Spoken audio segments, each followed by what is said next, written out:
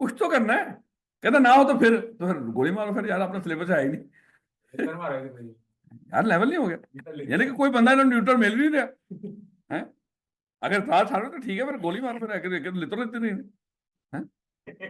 फिर लितराना फैसला होएगा केड़ा तगड़ा है, तुझे तो मनवा लेगा। नहीं बेटा वापस नहीं उसका। देखो हमारे आर्बिट्रेशन एक्ट हमारे सिलेबस में पूरा नहीं है ना, क्योंकि ये थोड़ी सी बातें हैं, अगर पूरा पढ़ेंगे तो उसमें कहीं ना कहीं गाइडेंस होगी इससे रिलेटेड। ले बेटा, chapter number 1, introduction to the legal system. बेटा हम पढ़ने जा रहे हैं पाकिस्तान में जो कानूनी सिस्टम है, कानून का जो है ही नहीं, ये सिस्टम कैसे बनाया जाए। खुद सोचो, हम जो लोग पढ़ाने वाले हैं कानून को, किन का दुख होता है उनको, हम ऐसी चीज पढ़ा रहे हैं जो है ही नहीं। अब वो कहीं ना कहीं उनको पता चलेगा, वो कहेंगे ला हमारे मुल्क में कानून है, लेकिन बगैर था सिर्फ तेरे लिए ही है ना, है क्या वो कानून सिर्फ सारे लिए ही नहीं, तेरे वास्ते तो है ही नहीं। खुद सोचो, अभी पीका एक्ट बना है, और जो लोग एहतजाज करते हैं ना, हमारे हुकूमती लोग जाके कहते हैं नहीं नहीं तुहानू कुछ नहीं कहेंगे, लानत है यार ताड़े थे हैं। यानी कि जो तगड़े बंदे हैं, अगर वो कुछ गलत बोलेंगे उनको कुछ नहीं कहना, और यहाँ पे जो किसी बंदे ने खुदा ना खासा व्हाट्सएप मैसेज में इनकी कोई नाफरमानी कर दी, तौहीन कर दी, उसको पकड़ के उस पर केस, लेवल नहीं हो गया है। यार ये कानून होता है कि आप खुद जाके बोल रहे हो आप लोगों के लिए, और कह रहे हैं जाके उसमें, वो जो होती हैं ये प्रेस कॉन्फ्रेंस, भाई मीडिया वालों आप क्यों परेशान होते हो, ये जो इलेक्ट्रॉनिक मीडिया है और जो अखबार है इनके लिए नहीं है, तो फिर लानती बंदे होते लिखना कुछ, किधर वास्ते है कानून, जो बगैर तबका इस मुल्क में बैठा हुआ है हुक्मरान बन के। यानी कि यार हम इतनी खुदा ना खासा कट्टे हैं, हमें बताया जा रहा है कि भाजी तुम्हारे वास्ते कानून लाया गया, ਤੁਹਾਨੂੰ ਅਸੀਂ कुटना है, ये तगड़े लोगों के लिए नहीं है, और हम फिर भी मान रहे हैं, लेकिन मजबूरी है भाई, कितने जाइए डंकी। अल्लाह ले बेटा वापस आओ। ले बेटा chapter number 1, introduction to the non legal system. Legal system, ले बेटा चलें, खैर मजाक हो गया, वापस आए। कहता है introduction to the law and its types. कहता है डेफिनेशन ऑफ लॉ, कहता है पहले कानून कहते हैं किसको। तो बेटा कानून होता है, अगर थोड़ी सी हम इसको थोड़ा समझने की कोशिश करें, अज्यूम कर लो ये बंदा ना अपने घर में अकेला रहता है, भाई जैसे मर्जी रहे, कोई दिक्कत ही नहीं, कोई सिस्टम बनाने की जरूरत है इसको, कोई आपस में रूल्स रेगुलेशन बनाने की जरूरत है, भाई इसकी मर्जी, जब आए जब जाए, जब जो खाए जो पिए, जब सोए जब जागे, इसकी मर्जी। लेकिन इसकी बाद में होगी शादी, अगर शादी होगी अब तो कुछ ना कुछ थोड़े बहुत तो रूल्स बनाने पड़ेंगे घर के, हैं। अब ये थोड़ी है कि अब भी उसी तरह की जिंदगी गुजारेगा जैसे पहले। अगर उसके बाद अगर मान लो इनकी फैमिली होगी, है, अब उसके बाद कहीं बच्चे हैं, अब बच्चों के स्कूल के मामलात हैं, बाकी मामलात हैं, कुछ ना कुछ तो जिम्मेदारी होंगी। ये बूढ़े हुए, बच्चे बड़े हुए, आगे उनकी औलादें हुई, अब वो फैमिली, अब जाहिर बात है आहिस्ता आहिस्ता कुछ ना कुछ रूल्स बनने। यानी कि अगर कोई बंदा मान लो कि जैसे कहते हैं जंगल, जंगल का कानून, अब जंगल में वहां पे कोई कानून होता ही नहीं, जो तगड़ा है उसी का कानून है। लेकिन ये जो मुआशरे में, इनको मुहज्जम मुआशरा कहा जाता है, और हम क्या करते हैं, इनको कंट्रोल करते हैं, इनके कंडक्ट को, जो नापसंदीदा जो कंडक्ट होते हैं, हम कहते हैं कि ये नापसंदीदा कंडक्ट यहाँ पे परफॉर्म ना करना, ये काम ना करना, अच्छे अच्छे काम करें। वो कहते हैं नापसंदीदा क्या, उन्हें लिख कर दे दिया, कहता है ये नापसंदीदा, ये काम ना करना, इसके अलावा जो दिल करता है करो। तो हमने क्या कर दिया, इस सोसाइटी को रेगुलेट करने के लिए हम रूल्स एंड रेगुलेशन बना देते हैं। वही रूल्स एंड रेगुलेशन मेरे बच्चे जब हम पूरे मुल्क के लिए बना दे हो और रियासत बना रही हो, वो कानून की शक्ल इख्तियार कर लेते हैं। देखो रूल्स एंड रेगुलेशन तो सीएफई के भी है, ये कानून नहीं होता। जब एक रियासत लोगों के कंडक्ट को कंट्रोल करने के लिए रूल्स एंड रेगुलेशन बनाती है, रियासत मुल्क, तो मेरे बच्चे फिर वो लॉ कहलाता है। हर इदारे के अपने रूल्स एंड रेगुलेशन, वो लॉ नहीं है। लॉ का बनता है वाला जब रियासत बना रही है, याद रखोगे इस बात को। तो मेरे बच्चे कहता है कि लॉ किसको बोलते हैं, कहता है law means A set of rules, यानी कि एक रूल नहीं, बड़े सारे रूल्स आपस में मिलकर क्या बनाते हैं, लॉ। या a system of rules of conduct, या एक पूरा रूल ऑफ कंडक्ट का सिस्टम, यानी कि जिस तरह लोगों के कंडक्ट को हम वो करते हैं, रेगुलेट करते हैं, उसके लिए जितने हमने रूल्स बना रखे हैं, वो सारा सिस्टम मिला के क्या कहलाता है, वो लॉ कहलाता है। Designed and enforced bye the state, लेकिन किसी इदारे ने किया हुआ, यहां पे जो आम प्राइवेट होते हैं इनकी बात नहीं होती। स्टेट इन रूल्स को क्या करती हो, सिस्टम ऑफ रूल्स कह लो, या रूल्स को क्या करती हो, इन्फोर्स करती हो और डिजाइन करती हो। डिजाइन करके उनको इन्फोर्स कौन कर रही हो, रियासत, by the state to control the and regulate the conduct of the people. और ये क्यों बनाने जा रहे हैं, to regulate and control the conduct of the people. ये पूछेगा पेपर के अंदर, 5 से 6 नंबर हैं इसके, यही कह लो, या 5 से 8 नंबर हैं, तो ये पूछने उसने हर छोटी छोटी बातें ध्यान करनी है। पता चल गया लॉ क्या होता है, ये सारा ऐसे ही याद रखना है। कहता है कि लॉ इज नॉट स्टैग्नेंट, ये नहीं होता कि जो एक दफा बना दिया पक्का पक्का यही चलेगा ताहयात, लॉ बदलते रहते हैं, कवानीन बदलते रहते हैं। हमारे मुल्क में यहाँ पे रात को 4-4 5-5 बजे आइन बदल जाते हैं, लॉ तो बड़ी दूर की बात। कहता है as circumstances and condition in a society changes, जैसे कभी मान लो कि ये नहीं हुआ करते थे, ये जो ऑनलाइन इंटरनेट होता ही नहीं था, तो ऑनलाइन क्राइम शाइम इस तरह की चोरियां शोरियां डकाते होती ही कोई नहीं थी, हैं? तो लोग किसी को इन्फॉर्मेशन ऑनलाइन चोरी या इस तरह कोई करते ही नहीं थे। अब जैसे वो हुआ सारा कुछ, अब उसकी जरूरत आ गई भैया कि ये भी होना चाहिए, साइबर क्राइम हो रहे हैं, फलाना क्राइम हो रहे हैं। तो इसलिए जैसे जैसे सोसाइटी चेंज हो रही हो, कानून भी बदलते रहते हैं as per the requirement of the society. The word law may have different meaning for different situation. हर सिचुएशन के लिए हमने डिफरेंट लॉ बनाए होते हैं। जैसे कहता है it is often proceeded preceded by an adjective to give it a more clear meaning. यानी कि लॉ के साथ हम क्या करते हैं, एक एडजेक्टिव ऐड कर देते हैं, एक पहले लफ्ज ऐड कर देते हैं जो उस लॉ का सही मतलब बता रहा होता है। इस लॉ का मतलब क्या है, जैसे सिविल लॉ, यानी कि जो आम मामला थे वो, लॉ क्रिमिनल, ये एडजेक्टिव ऐड कर दिया आपने, पता चल रहा था ये क्रिमिनल लॉ है। बिजनेस लॉ, लॉ के साथ बिजनेस का, ये कारोबार से रिलेटेड। लेबर लॉ, लॉ के साथ एक एडजेक्टिव ऐड कर दिया जो पता चल रहा होगा ये किससे रिलेटेड कानून है। तो इस तरह हम इसको डिनोट कर रहे हो। वो भी है सारे, वो एग्जाम्पल दिए हैं उसमें कुछ। बेटा मर्केंटाइल लॉ हमने पहले ही पढ़ा है। मर्केंटाइल लॉ क्या हुआ करता था, डेफिनेशन ऑफ मर्केंटाइल लॉ ये, हाँ, जब हम दो लोग आपस में कॉन्ट्रैक्ट कर रहे होते हैं, खरीदो फरोख्त का कॉन्ट्रैक्ट कर रहे होते हैं, उनके ऊपर जो लॉ अप्लाई होता है उसको क्या बोलते हैं, मर्केंटाइल लॉ। ये एक्चुअली जो हमने पढ़ा है सारे का सारा, ये क्या है, बिजनेस लॉ, ये मर्केंटाइल लॉ ही। कहता है कि बिजनेस लॉ या मर्केंटाइल लॉ एक ही बात है, खुदा के लिए पेपर में याद रखना। अगर वो बिजनेस लॉ पूछ ले, डिफाइन बिजनेस लॉ, क्या ये कह ले मर्केंटाइल लॉ का डिफाइन करो, अब ये नहीं कहना मर्केंटाइल लॉ तो हमारे सिलेबस में था ही नहीं, तो मर्केंटाइल लॉ बोलते लफज या बिजनेस लॉ बोलते, एक ही बात है। कहता है कि business law is the part of civil law, ये सिविल लॉ है। यानी कि हम ये जो अभी पढ़ा है अपने सिलेबस के अंदर, ये क्रिमिनल लॉ नहीं है। ये क्या था, हाँ इसमें कुछ पहलू थे जिसमें क्राइम भी था, जैसे फ्रॉड था, वो सिविल के साथ साथ क्राइम क्रिमिनल भी है। मनी लॉन्ड्रिंग पढ़ के आए हैं वो कारोबार सिविल मामला है, लेकिन उसमें अगर मनी लॉन्ड्रिंग हो रही है वो क्रिमिनल एक्ट है, वो सारा कुछ। Business law is the part of civil law which deal with the rights and obligation of person dealing with each other. याद है हमने पढ़ा था, जब एक पार्टी दूसरी पार्टी से कॉन्ट्रैक्ट करती है तो दोनों पार्टीज का इंडिविजुअल राइट्स भी होते हैं और ऑब्लिगेशंस भी, प्रॉमिसी भी होता है और प्रॉमिसर भी होते हैं। It include law related to, इसमें कौन, मर्केंटाइल लॉ में कौन कौन से लॉ शामिल होते हैं बिजनेस लॉ में, कॉन्ट्रैक्ट्स जो हमने पढ़ा है, पार्टनरशिप जो हमने पढ़ा है, सेल्स ऑफ गुड्स हमारे सिलेबस में नहीं है, नेगोशिएबल इंस्ट्रूमेंट हमने पढ़ा है। यानी कि ये सारे कॉन्ट्रैक्ट कौन से हैं, ये जो लॉ है ये कौन से हैं, ये बिजनेस लॉ है या मर्केंटाइल लॉ, बिजनेस से रिलेटेड है। याद रखो, कल मैं वो हमारे बड़े मोहतरम हैं बुजुर्ग, चेयरमैन एटकॉम, वो जो भी एजुकेशन का वो दूसरा मामला था, वो जो जिनका वो नहीं क्लिप चल रहा था, जिन्होंने बताया कि मुझे जो नजर आ रहा है वो लग रहा है कि स्कीम नहीं आएगी, वो जिस तरह की जो बात कह रहा है, नहीं नहीं यहीं पे ही है मकबूल साहब। अब ये जो मकबूल साहब हैं, वो बता रहे थे कि लॉ देखें, बाकी मुल्कों में ना लॉ 100 नंबर का पेपर होता है, उसमें सारे लॉ कवर कर देते हैं ये वाले। हमने इसको क्या किया हुआ था, हमने इसको लहदा लहदा रखा था 100-100 नंबर का, जरूरत नहीं थी उसकी। और चेक करो यही था पहले करने वाला, हर 2-3 साल के बाद पहले जोड़ो तोड़ो जोड़ो तोड़ो जोड़ो तोड़ो खेलते रहते हैं ये लोग। अब ये कह रहा है कि जरूरत ही नहीं थी भाई, उस वक्त सो रहे थे तुम लोग, हैं? पहले ये लॉ पहले इकट्ठा ही था, अभी पिछले 2-3 साल पहले ये खुद ही था जिन्होंने इसको तोड़ा, अब खुद ही जोड़ रहे हैं फिर, और उसका क्रेडिट लेने के। देखो दुनिया में ऐसे होता है यार, अल्लाह के बंदो अपडेट रखो अपने आप को। आज पता चला तुम लोगों को, अजीब खलवाड़ चल रहा है इस सोसाइटी के अंदर। खैर गोली मारो। कह रहा है why chartered accountants study law. लोग ये यहाँ पे चार्टर्ड अकाउंटेंट्स को लॉ क्यों पढ़ाया जा रहा है, ये मकसद है लॉ पढ़ाने का। इसलिए लॉ पढ़ाया जा रहा है कि मेरे बच्चे देखो, आपको वकील बनाना मकसद नहीं है, ये नहीं कि कल जाके आप अदालतों के अंदर फैसले, मान लो कि फैसलों के अंदर खुद रिप्रेजेंट हो रहे होंगे और काला कोट पहन के जज साहब के सामने खड़े होंगे। नहीं मेरे बच्चे, इतना सा लॉ पढ़ने के बाद इतनी औकात नहीं होती कि आप अदालतों में जाके केस लड़ रहे हैं। तो सर फिर हमें क्यों लॉ पढ़ाया जा रहा है भाई, इसलिए लॉ पढ़ाया जा रहा है ताकि आपने बड़े सारी ट्रांजेक्शन, कोई कारोबार, या तो खुद का कारोबार करोगे या चलता हुआ कारोबार संभालोगे, और कारोबार बड़ी सारी ट्रांजेक्शन्स करते हैं, बड़े सारे लेन देन करते हैं, उसमें बड़े सारे लीगल मामला होते हैं। जो लीगल मामला हो आपको समझ आ जाए वो ये लीगल इशू है, मुझे इसके लिए किसी वकील से मशवरा कर लेना चाहिए, इसमें मुझे कुछ नजर आ रहा है। तो ये समझ बूझ पैदा करना आपके दिमागों के अंदर कि लीगल पॉइंट कौन से हैं, उसकी थोड़ी बहुत सूझबूझ पैदा हो जाए।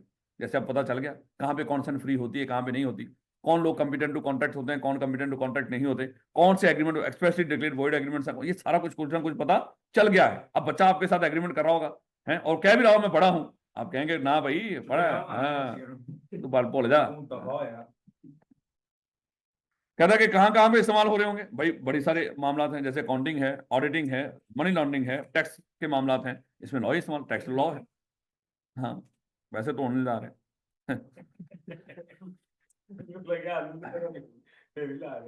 द इंटेंट, अच्छा देखो, हमें क्यों लॉ पढ़ाया जा रहा है? The intention of studying law in chartered accountancy is not to become an expert lawyer dealing with complex legal issue, ये मकसद नहीं है, बल्कि द ऑब्जेक्टिव क्या पूछेगा पेपर के अंदर, सीए के अंदर बच्चों को लॉ क्यों पढ़ाया जाता है? नीचे 4 ऑप्शन आ रहे होंगे। ऑब्जेक्टिव क्या है in chartered accountancy? Is to be aware when legal problem arise, जब कोई कानूनी मसला होगा ना, उसको पहचान तो लो कम से कम, ये लीगल इशू है। टू बी एबल टू जज when outside assistance is required, भाई लीगल मामला है तो मुझे खुद इसमें नहीं फंसना चाहिए, मुझे लाजमी तौर पे किसी वकील की मदद ले लेनी चाहिए। Evaluate the financial implication of law and also communicate with the lawyer, कि इसकी क्या फाइनेंशियल इंप्लीकेशन हो सकती है कानूनी तौर पे, इतनी समझ बूझ हो तो भाई यहाँ पे क्या मेरे ऊपर क्या कानूनी तौर पे क्या पेनल्टीज हो सकती हैं, क्या फाइन हो सकते हैं, और मुझे किस तरह, जो जब लॉयर से बात कर रहे हो ये ना हो कि आपको कख भी पता ना हो, कुछ तो पता हो कम से कम कि पढ़े लिखे बंदे से बात हो रही है। इतनी सी समझ बूझ पैदा करना मकसद है। उन्होंने कहा कि आई चार्टर अकाउंटेंट ने पता ही कुछ नहीं, वकील भी कह रहे हो सही है। 1400 कुछ तो पता हुआ है, क्योंकि अगले बंदे को जब कुछ पता हो, अगला बंदा बात करते हुए एहतियात करता है। लो बेटा, where to apply law in practical life, हमारी प्रैक्टिकल लाइफ के अंदर लॉ कहाँ पे अप्लाई होता है? हर जगह पे भाई। हैं आप कार्ड इस्तेमाल कर रहे हो, डेबिट कार्ड, क्रेडिट कार्ड, क्या कानून नहीं अप्लाई होते? बिल्कुल होते हैं। हैं आप मान लो कहीं पे नौकरी के लिए जाते हो, वहां पे आपका कॉन्ट्रैक्ट साइन हो रहा है नौकरी का, क्या वहां पे लॉ अप्लाई नहीं होता? बिल्कुल होता है। मान लो कि अगर कहीं टैक्स के इश्यूज हैं, क्या टैक्स के इश्यूज में कानून नहीं? टैक्स लॉ खुद ही कानून है, तो मेरे से वहां पे भी इस तरह के मामला होंगे। कहता है a general knowledge of some of the more important legal principles and how they apply to certain problem will help in avoiding conflict with the people around us. यानी कि अगर हमें कानून का थोड़ा सा पता होगा ना, तो हमारे बड़े सारे कॉन्फ्लिक्ट जो कानून का अगर हमें ना पता हो, उसकी इग्नोरेंस में बड़े सारे हमारे कॉन्फ्लिक्ट हो सकते हैं। अगर पता हो, हमें पता है यार कानूनी तौर पे ये सही कह रहा है, तो हम उस इशू को जल्दी रिजॉल्व कर सकते हैं। Civil law involve the problem that impact on people's everyday. अब पूछेगा पेपर में सिविल लॉ किन चीजों में इन्वॉल्व है, सीधा सीधा एमसीक्यूज बना पड़ा है। Civil law involve the problems that impact on the people's everyday life, like debts, हमारे कर्जा किसी ने लेना है, किसी ने देना है, ये मामला सिविल है। टेनेंसी इश्यूज हैं, किराएदार है, पंगा पड़ा हुआ है मालिक के साथ, सिविल मामला है। सेल ऑफ गुड्स है, चीजें बेचने का। कहता है one should know the law to which he is subject because generally ignorance of law is neither excuse nor defence. यानी कि अगर कानून का आप लोग को पता ना हुआ और नुकसान हो गया, जैसे चेक लेकर फिर रहे थे, 6 महीने गुजर गए ड्यू डेट के बाद, कहेंगे मुझे पैसे मिलने चाहिए, क्यों मिलने चाहिए सर? 6 महीने के बाद टाइम आउट हो गया सर, मुझे थोड़ी पता था। ये अगर आपको कानून का नहीं पता था, ना तो ये एक्सक्यूज है, ना ही अदालत में डिफेंस के तौर पे इस्तेमाल हो। अदालत कहेगी नहीं पता था, वाकई कसम जो नहीं, चल फिर खैर है। ना ना, अदालत ऐसे नहीं कहेगी। अदालत कहेगी और 4 इन्हें पता ही नहीं कानून था। Sources of law in Pakistan, अच्छा पाकिस्तान में जितने कानून है वो कहाँ से बन के इंप्लीमेंट हुए हुए हैं? मान लो मेरे बच्चे आज थोड़ा सा लंबा खेलेंगे, मतलब 1 घंटा, वो कोई मसला नहीं, आज आखिरी दिन है, तो जाओ ना, जिन्हें जाना चला जाओ।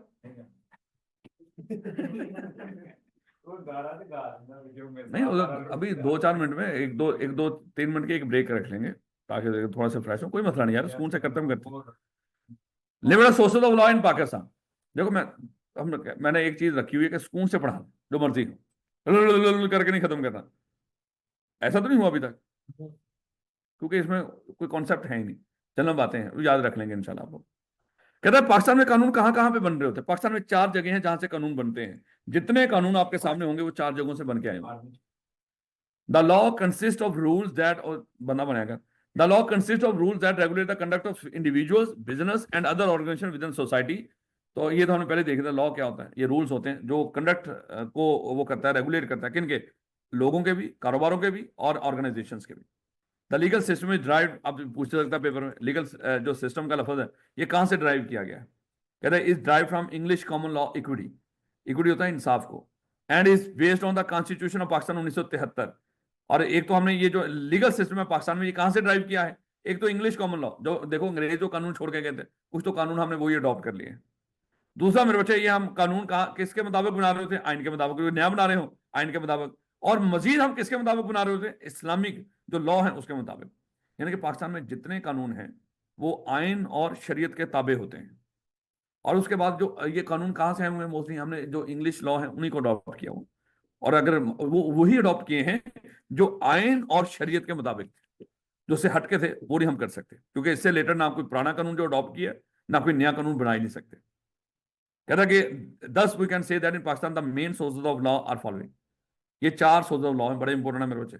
कौन कौन से सोर्सेज ऑफ लॉ? एक तो लेजिस्लेशन, जो प्रॉपर मुल्क में कानून साजी होती है उसको बोलते हैं लेजिस्लेशन, जो कानून साजी का जरिया है जिससे होती है कानून साजी। एक होती है प्रेसिडेंट, ये भी देखेंगे क्या होती है। ये कानून नहीं, पहले से कानून नहीं बना होता। प्रेसिडेंट क्या होता है? पहले से कानून ना हो, फिर एक फैसला होता है, वही कानून बन जाता है, वो भी देखेंगे। एक होती है कस्टम, हमारी रस्म रिवाज, ये भी कानून की शक्ल इख्तियार कर लेती है। और एक होते हैं हमारे एग्रीमेंट, दो लोगों के दौरान। अब इसको एक एक करके देखना। सबसे पहले लेजिस्लेशन। लेजिस्लेशन करना काम है पाकिस्तान में पार्लियामेंट का। लेजिस्लेशन करना किसका काम है? पार्लियामेंट का। जब हम पार्लियामेंट की बात करते हैं, पार्लियामेंट का मतलब होता है तीन लोग, एक नेशनल असेंबली, एक सेनेट और एक प्रेसिडेंट। पार्लियामेंट का मतलब कितने लोग हैं?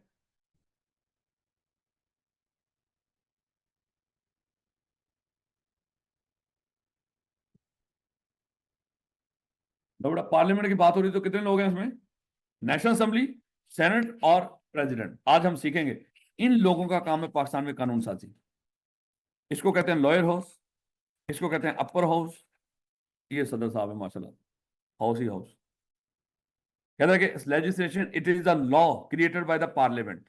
और जब लफ्ज पार्लियामेंट बोला जाए तो मतलब क्या होता है? सदर भी साथ, तीन लोगों को मिला के पार्लियामेंट बनती है, सदर भी इसका हिस्सा होता है। Of the country and other bodies to whom it was delegated authority. आगे देखो, ये इनका काम है कानून साजी करना। अच्छा, बात कर, ये कानून साजी की पावर ना किसी और अदारे को भी दे देते हैं, उसको कहते हैं डेलीगेटेड लेजिस्लेशन। ये आखिरी टॉपिक हमारा यही होगा, डेलीगेटेड लेजिस्लेशन। ये खुद कानून साजी के बजाय किसी और को पावर दे दें। लो बेटा, इसके बाद हमने पढ़ा था प्रेसिडेंट। अच्छा, प्रेसिडेंट क्या होती है? मान लो हमारे मुल्क में कोई ऐसा हादसा हुआ जिससे रिलेटेड कोई कानून नहीं बना हुआ था, और वो मामला है किसके सामने? सुप्रीम कोर्ट के सामने। उन्होंने किताबें देखी, उसमें कानून ही नहीं उससे रिलेटेड। जैसे मान लो कि पहला पहला जो इलेक्ट्रॉनिक क्राइम हुआ होगा, उस वक्त कानून साजी हुई नहीं थी इलेक्ट्रॉनिक क्राइम से रिलेटेड। इन्होंने कहा कि सारे ये तो कानून ही नहीं बना हुआ, अब क्या करें इसका? है, तो इन्होंने फैसला तो करना है। ये जज ये नहीं कहते कि भाई कानून नहीं तो मैं फैसला नहीं करूंगा, नहीं नहीं, उन्होंने फिर करना है फैसला। वो जज है, कानून के मुताबिक करेगा। अगर कानून ना हो तो फिर अकल के मुताबिक करेगा, जो किसी हद तक आपको जेन्युइन लग रही हो। इन्होंने देखा भाई कानून तो है नहीं, इसके बारे में आप क्या करें। इन्होंने आपस में वो जो भी इतना एक्सपीरियंस है इनका, वो सारा एक्सपीरियंस अपना इकट्ठा किया है, आपस में डिस्कशंस की। बाकी मुल्कों में यहाँ पे इस तरह का केस हुआ, वहां पे क्या फैसला हुआ होगा, किताबें कानून की पढ़ी, सारे मामला देखते हुए उस चीज के ऊपर फैसला कर दिया उस मामले में। अब जब तक इससे रिलेटेड कोई पार्लियामेंट कानून ना बना दे, अब यही जो अदालत का फैसला है, ये जब जब भी इस तरह का मामला होगा उसमें यही फैसले के मुताबिक वहां पे फैसले किए जाएंगे। ये कानून की शक्ल इख्तियार कर लेगा। इसको कहते हैं प्रेसिडेंट। मिसाल सेट होगी, जैसे हमारे घरों में कहते हैं ना, बुजुर्ग आपके ये किया करते थे, इस तरह के मामले में क्या करना है? कहते हैं हमारे बड़े ये करते थे तो हम भी यही करेंगे। हैं, तो ये प्रेसिडेंट एक दफा सेट हो गया, अब वही काम चलेगा। तो ये हमेशा अपर कोर्ट प्रेसिडेंट सेट करता है और लोअर कोर्ट उसको फॉलो करते हैं। ये नहीं हो सकता कि यहाँ पे सेशन कोर्ट ने फैसला किया हो और वो कहे कि पाजी में प्रेसिडेंट सेट करती है, आधी आधा लेक्चर पढ़ा उसके बाद आप उठ के चले गए कि कोर्ट भी उसके कल आप जज बन गए। क्योंकि पाकिस्तान में ऐसे ही जज बन रहे हैं रातों रात आजकल, हैं, हर रोज नए नए जज अपॉइंट हो रहे हैं। तो लेवल हुआ पड़ा। अब हुआ क्या कि आपको भी जज बना दिया उन्होंने कहा कि अच्छा आप शहबाज शरीफ के हमायती हो? कहता हाँ पक्का पटवारी, कहता आजा तू भी जज है। अब हुआ क्या, आपको जज बना लिया उन्होंने। जब आप जज बने, आप सेशन जज बन गए, मान लो आपने वहां पे फैसला किया, ऐसा मामला था जो नहीं था कहीं कानून की किताबों में, आपने कहा कि मैंने प्रेसिडेंट सेट कर दिया, कल सुप्रीम कोर्ट भी इसके मुताबिक फैसला करेगी। नहीं नहीं मेरे बच्चे, ये जो प्रेसिडेंट होती है ये हमेशा एक कोर्ट सेट करता है, उससे जो लोअर कोर्ट होते हैं वो उसको फॉलो करते हैं। मान लो कि अगर कोई मामला हुआ है हाई कोर्ट में, तो नीचे जो सेशन कोर्ट होंगे, फैमिली कोर्ट्स होंगे, वो उसको फॉलो करेंगे। अगर सुप्रीम कोर्ट, तो वो सब उसके नीचे जितने भी कोर्ट है। अगर किसी कोर्ट के नीचे कोई है ही नहीं कोर्ट, फिर जाहिर बात है वो खुद ही बेचारा फॉलो करेगा। याद रखो, हर एक कोर्ट मतलब अपना प्रेसिडेंट बना सकता है, अपना नहीं, जब कोई कानून ना हो। मतलब कोई नया आ जाए हाँ, कहीं पर भी सेट मतलब हो अपने सकता है। आप उसको नीचे हाँ, कर लेकिन वो हमेशा अप्लाई कहाँ से होगा? निचली अदालतों, उस अदालत और उससे निचली अदालतों। अपर कोर्ट पर अप्लाई नहीं होती प्रेसिडेंट। अदालत की सेट की हुई प्रेसिडेंट अपर कोर्ट पे अप्लाई नहीं होती।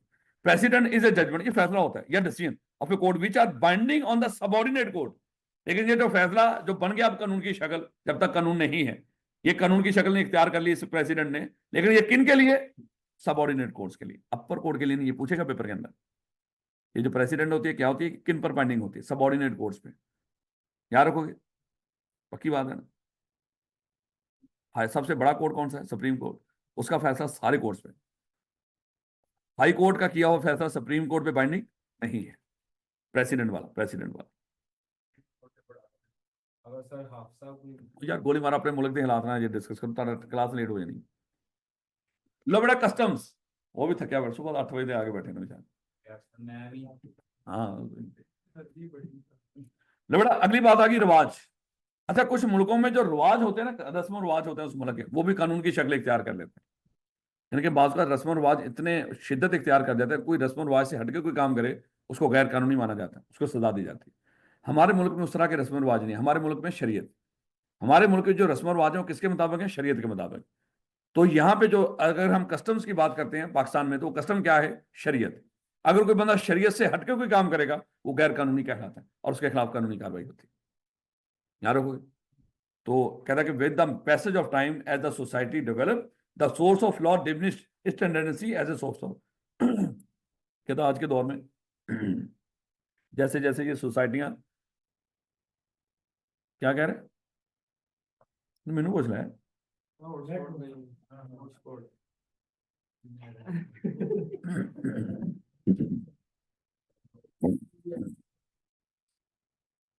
क्या कह रहा है? का इशू हो सकता ना सर बैठे बस मैं कुछ नहीं करना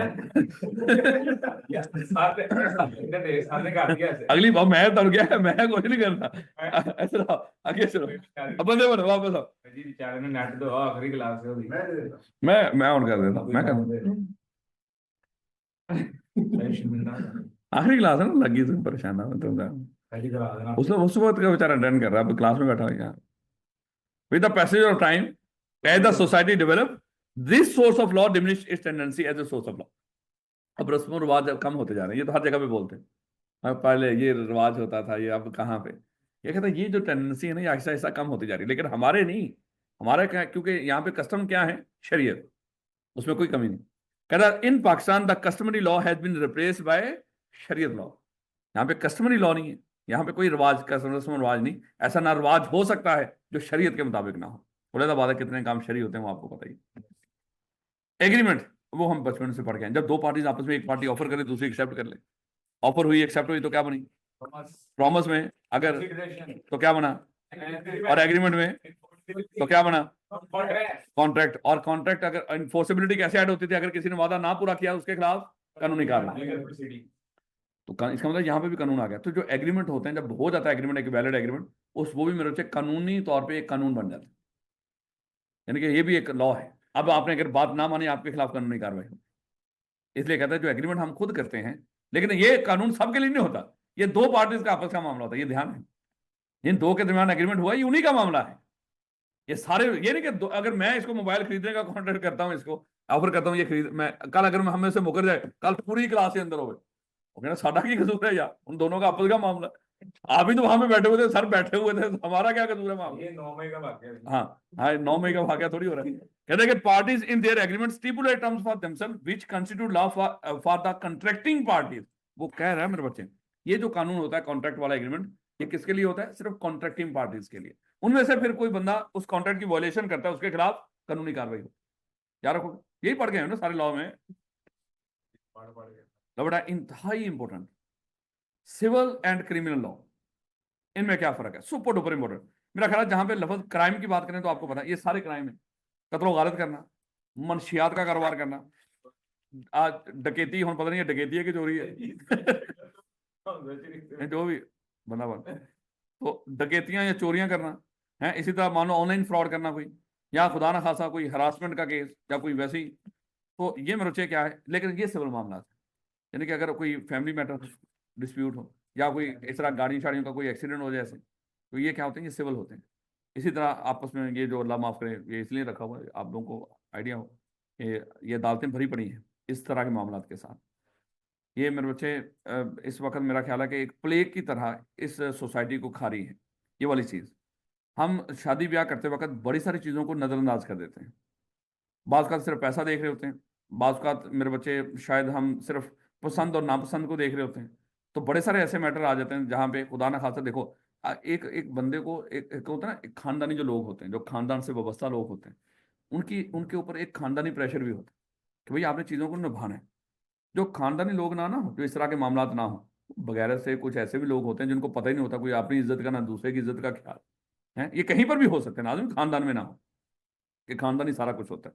लेकिन मेरे बच्चे जो भी हो, तो कोई जिसको कहते हैं ना कि आजकल खास तौर पे जो एक वो चली हुई है वैरायटी है कि बस चौरी जिससे कोई लंबे ब्याह कर लो है। उसके बाद मेरे बच्चे यही लोग हैं, देखो सबसे ज्यादा जो तलाकें हुई पसंद की शादी की हुई, जाके डाल दो, मैं बीइंग लॉयर आपको बता रहा हूँ, जो सबसे ज्यादा जो तलाकें अल्लाह माफ करो सारी पसंद की शादी की पे हैं। मैं ये नहीं कहता कि पसंद की शादी कोई बुरी बात है, लेकिन मेरे बच्चे को उस पसंद में जरा थोड़ी सी और भी जरा कोई तरीकाकार भी अडॉप्ट करें है, उसका तरीकाकार भी हो, उसमें घर वालों को उसमें सारे मामला बाकी भी देखभाल करें है। यहाँ पे एक तो रिश्तेदारियां चली फिर रही होती, रिश्तेदारियां कराने वाली हैं, उन्हें फड़ के कहते रिश्ता करवा दें हैं, उस तो बाद वो रिश्ता हो जाता है, वो अगले दिन रात ਨੂੰ ਦੁੱਧ पिलाया और सारे लुट के ले गए ਲੱਭਦੇ ਰਹੋ हैं। चलो ये तो मामले, ये तो फ्रॉड है ना। मैं कह रहा हूँ वैसे भी रिश्तेदारी ने पता कि यार रिश्तेदार कराने वाली वो करवा दो जैसा मर्जी है कोई, वो थोड़ी सारा कुछ बताएगी आपको या मामला है। हम भी पूरी देखभाल करते हैं इन चीज़ों की, ठीक है डन करो। उसके बाद पता चलता है कि बाजी है तो पहली मसला तलाक याफ्ता नहीं या फलाना, चाहे लड़की हो चाहे लड़का हो, 100 इश्यूज होते, इतने इतने मामला भुगते हैं, मैं सारे बयान ही नहीं कर सकता हैं, जो जो देखे जा रहे होते हैं। खैर गोली मारो। इसी तरह कोई मान लो कि कोई किसी का वैसे आप बाहर जा रहे थे, कोई बाइक से टकरा गया, कुछ इस तरह का मामला हो गया, सिविल मामला है। जो एम्प्लॉइज के आपस के एम्प्लॉयर के साथ फड्डे पड़ते हैं, सिविल मामला हैं। ये जो आपस में ये जो कॉन्ट्रैक्ट की हमने बात की थी, अगर एक पार्टी पकड़ के रिसाइन कर देती थी, वो क्या है, सिविल मामला हैं। तो सिविल और क्रिमिनल लॉ में फर्क, आई कैप का बड़ा फेवरेट सवाल है। सिविल लॉ क्या होता है, अगर कोई डिफाइन कर ले, अच्छा सिविल लॉ को डिफाइन करो, ये डेफिनेशन दे रखी। अगर कोई क्रिमिनल लॉ को डिफाइन कर ले, ये क्रिमिनल लॉ की डेफिनेशन दे रखी। सिविल लॉ क्या होता है, कहता है civil law sets out the rights and duties of person as between themselves. ये दो लोगों का आपस का मामला होता है। आपस का मामला ये कि इनके दरमियान कोई डिस्प्यूट हुआ है सिविल लॉ में, और वहां पे मेरे बच्चे क्या होगा, the person whose rights have been affected can claim a remedy from the wrong doer. तो जिसका नुकसान है वो दूसरे बंदे से क्या मांगेगा, कंपनसेशन मांगेगा, रेमेडी मांगेगा। रेमेडी कई शक्लों में हो सकती है, डैमेजेस भी हो सकते हैं, अभी अभी लफ्ज बोल देगा वो याद है हमने बोला था 3 रेमेडीज थी। रेमेडी ऑप्शन क्या अवेलेबल ऑप्शन है, उसमें डैमेजेस भी थे, स्पेसिफिक परफॉर्मेंस भी थी, और स्टे ऑर्डर भी था, इंजंक्शन। खैर वो आज वो तीनों इकट्ठे लफ्ज मिल जाएंगे आप। A violation of the civil law is a tort, ये पूछेगा पेपर में, violation of the civil law is, नीचे 4 ऑप्शन आ रहे होंगे, आप कहेंगे ये तो नहीं हो सकता, ये लॉ लफ्ज तो मैंने पूरे लॉ में पढ़ा ही नहीं। तो वायलेशन ऑफ सिविल लॉ क्या होती है, जब आप कोई सिविल लॉ तोड़ते हो, ये टॉर्ट कहलाती है। और टॉर्ट का मतलब क्या है, कुछ कुछ खराब करना, कुछ गलत करना, but is not a crime, लेकिन क्राइम नहीं होती, इस पर कैद नहीं होती। आप याद रखोगे। कहते हैं civil law case might therefore be identified as, ये दो लोगों का आपस का मामला होता है। जैसे मान लो एक तनवीर है एक खत्री है, ये रीजनल केस है, कोई मान लो पुराने वक्तों का, तनवीर और खत्री के दरमियान कोई मामला हुआ। अब ये मामला चला गया कोर्ट में। जब कोर्ट में इस तरह के सिविल केसेस लगते हैं ना, वहां पे जो नाम लिखे आ रहे होते हैं ना लोगों के, वहां पे जो लिस्टें लगी होती हैं कि आज इनका इस अदालत में ये केस लगे हुए हैं, या जो सम्मन आ रहे होते हैं, वो कैसे लिखा जाता है, तनवीर वर्सेस खत्री। यानी कि अगर तनवीर वर्सेस खत्री के दरमियान कोई केस हुआ तो इनको वहां पे ऐसे बुलाया जाता है, तनवीर वर्सेस खत्री। ये क्रिमिनल लॉ में चेंज हो जाएगा, अभी बताऊंगा मैं आपको। कोर्ट कहता है कि where a case is brought to the civil court by Tanveer the plaintiff, जो एप्लीकेशन देता है उसको प्लेंटिफ बोलते हैं सिविल लॉ में, और who is making a claim against Khatri, जिसके ऊपर केस किया जाता है उसको डिफेंडेंट बोलते हैं। तो सिविल लॉ के अंदर जो केस करता है उसको क्या बोलते हैं, प्लेंटिफ। जिस पर केस किया जाता है उसको क्या बोलते हैं, डिफेंडेंट। याद रखोगे। तो एक प्लेंटिफ होगा यहाँ पे, एक डिफेंडेंट, दो लोगों का आपस का मामला है। लेकिन अगर हो क्रिमिनल लॉ, यहां पे देखिएगा, criminal law is concern with conduct that is considered so undesirable. यानी कि क्रिमिनल लॉ उन चीजों, उन हरकतों से डील करता है जो इंतहाई गैर मुनासिब हरकत है। ये होती, ये भी सिविल मामला भी एक गैर मुनासिब, लेकिन इतना गैर मुनासिब नहीं। क्रिमिनल मामला उन हरकतों से डील करता है जो इंतहाई गैर मुनासिब हो, इतनी गैर मुनासिब हो कि रियासत चाहती है इस तरह की हरकत कोई ना करे। उसको हम क्या कहते हैं, ये हमारा क्रिमिनल एक्ट है, कोई क्राइम है। और फिर अगर कोई करता है तो रियासत क्या करती है, उसको सजा देती है। ट्रांसग्रेस का मतलब है जो तजावज करता है, जो उस तरह की हरकत करे। अगर कोई बंदा उस तरह की हरकत कर रहा हो, तजावज कर रहा हो, तो रियासत पढ़ के उसको क्या करती है, सजा देती है, पनिश करती है उस बंदे को रियासत, क्योंकि उसने वो हरकत की है जो रियासत इंतहाई गैर मुनासिब समझती है। और यहां पे क्या होता है, जब आप क्राइम करते हो तो आपका मामला बंदा तो बंदा नहीं होता, वहां पे जो आपका मामला होता है किसके साथ होता है, रियासत के साथ होता है। यानी कि अगर किसी बंदे ने चोरी की है ये इंतहाई गैर मुनासिब था। पाकिस्तान के अंदर इसको क्राइम माना जाता है। तो वहां पे जो आपको सजा देगी वो बंदा नहीं देगा जिसके घर चोरी हुई है, वो देगा जो रियासत देगी, कानून वहां पे हरकत में आएगा, उस चोर को पकड़ के सजा देगा। और वहां पे जो केस लगेगा ना, वो बंदा जिसके घर चोरी हुई है और वो जिसने चोरी की है, उन दोनों के दरमियान का मामला नहीं, ये जिसने चोरी की है, चोर वर्सेस रियासत। और पता चला कि रियासत फिर चोर, चोर वर्सेस चोर।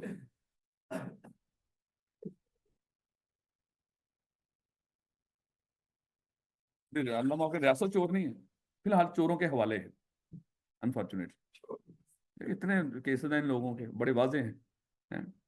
वो फिर कहेंगे हाँ, साबित करें साबित करें। भाजी ਤੁਹਾਡੀ ਅਦਾਲਤਾਂ ਤੁਹਾਡੇ ਜੱਜ ਹੈ, ਸਾबित ਕਿਨੇ ਕਰਨਾ ਹੈ? ਜਿਹੜਾ ਕੋਈ ਸਾबित ਕਰਨ ਲੱਗਦਾ ਉਹਨੂੰ ਬੰਦਾ ਮਰਵਾ ਦਿੰਦੇ ਤੁਸੀਂ। ਉਹ ਵੈਸੇ ਮਰ ਮੁਰ ਜਾਂਦੇ ਨੇ ਵਿਚਾਰੇ, ਕਿਸੇ ਨੂੰ ਹਾਰਟ ਅਟੈਕ ਹੋ ਜਾਂਦਾ, ਕੋਈ ਇੰਜ ਮਰ ਜਾਂਦਾ। ਅਯਾਨ ਅਲੀ ਵਾਲਾ ਕੇਸ ਕਿੱਥੇ ਹੈ?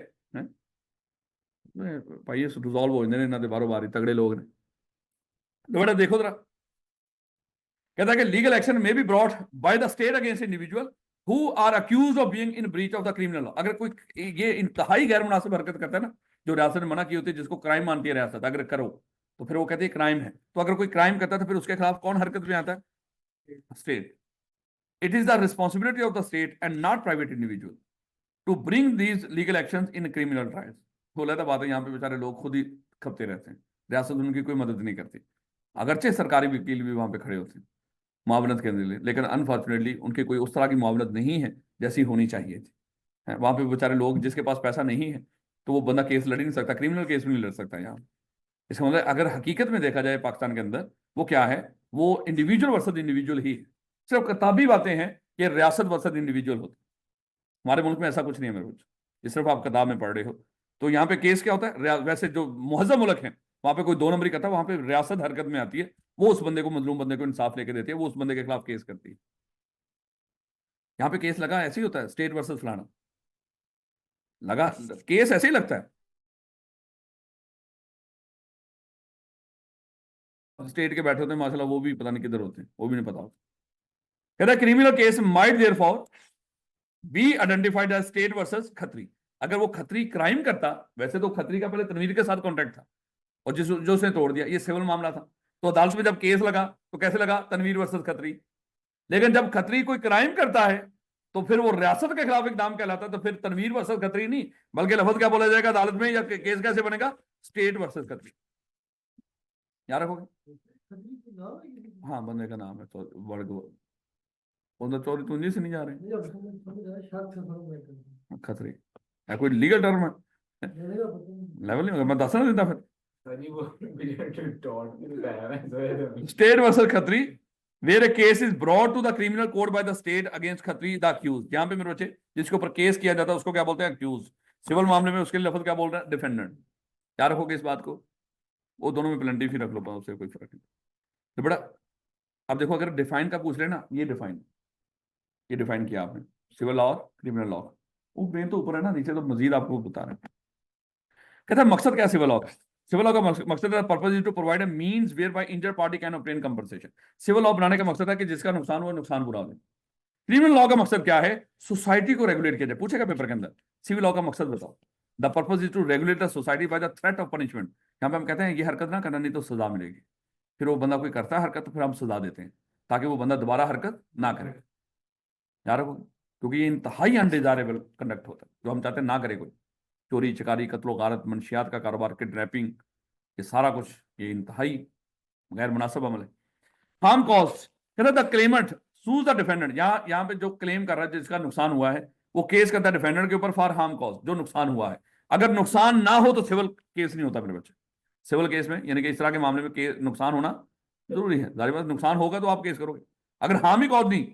लेकिन यहाँ पे मेरे बच्चे क्रिमिनल केस में ये नहीं, ये the state prosecute the accused the defendant whether or not the harm was cause. यानी कि एक बंदे ने गोली मारी किसी को, नहीं लगी उसको, उसने जाके केस कर दिया है। अब वो कहना चौधरी साहब, जज साहब, चौधरी साहब ने कहना, जज साहब पूछो गोली लगी नहीं सर, कोशिश की थी मैं, पर नहीं लगी है, जब नहीं लगी थी सर मेरी का सजा है, तो उसकी भी सजा है।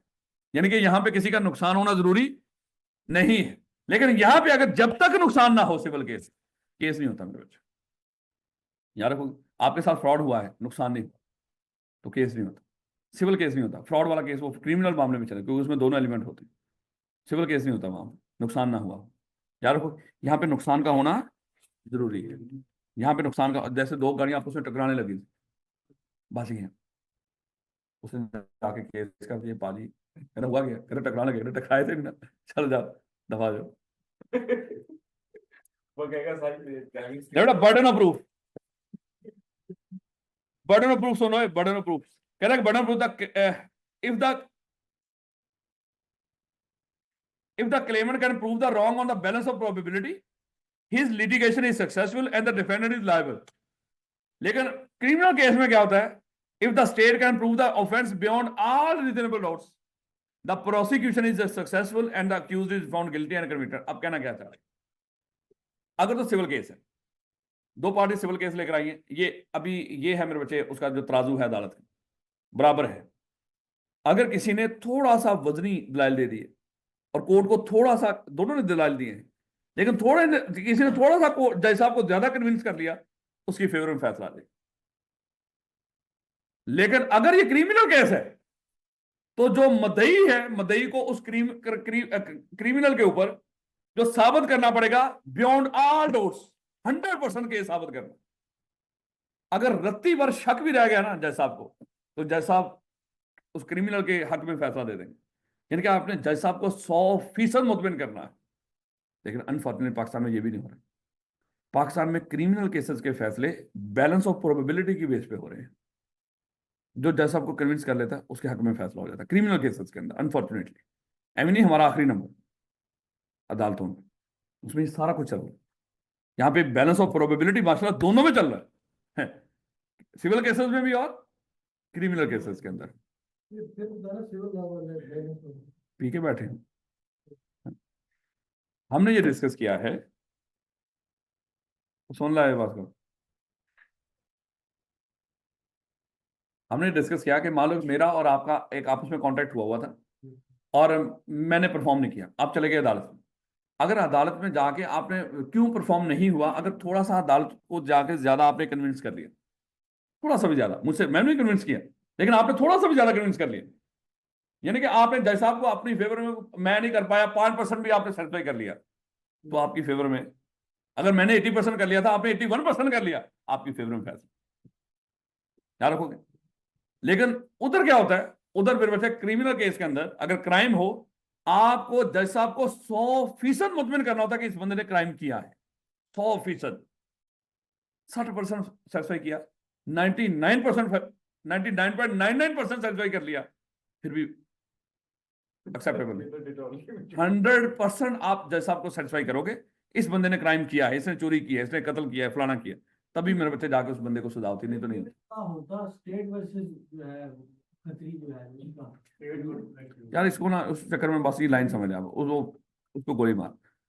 हमने पहले पढ़ा था कि क्राइम एक ऐसा कंडक्ट होता है जो रियासत कहती है ये कोई ना करे, उसके बाद जैसे रियासत कहती है कत्ल ना करो, अब आपने कोई मोहल्लेदार का लामा फिर कत्ल कर दिया, अब कहेंगे ये मेरा और मोहल्लेदार का आपस का मामला है, रियासत कहती है इतना नापसंदीदा अमल है कि इस मामले को मैं टेकअप करेंगे।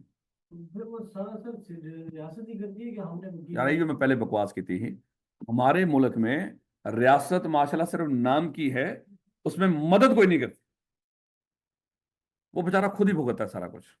यहाँ पे लोग दिन दिहाड़े लोगों को मारते हैं, वो हुआ था ना, शाहरुख जतोई था, वो एक बड़े सारे ऐसे मामला थे, लेकिन वहां पे शाहरुख जतोई था एक, उसमें सिंध में, उसने शाहरुख जतोई पता नहीं एक बंदा, एक बेचारा स्टूडेंट था या कोई इस तरह का जवान बच्चा था, उसको कत्ल किया था, और उन्होंने जो कत्ल किया था बड़े वाजे सारे वो सबूत थे हर चीज से, लेकिन वो वालिदैन कहते हैं भाई ये हमें धमकियां दे रहे हैं, हमारे बच्चे हैं, बाकी मार देंगे, फलाना कर देंगे, तो हम नहीं कर पा रहे उसको फॉलो, तो रियासत इतनी ताकत नहीं रियासत के अंदर कि उनको सजा दे सके, तो गोली मारो ऐसी बातों को यार, पता नहीं आप पूरा लॉ यहाँ पे समझने ना बैठो।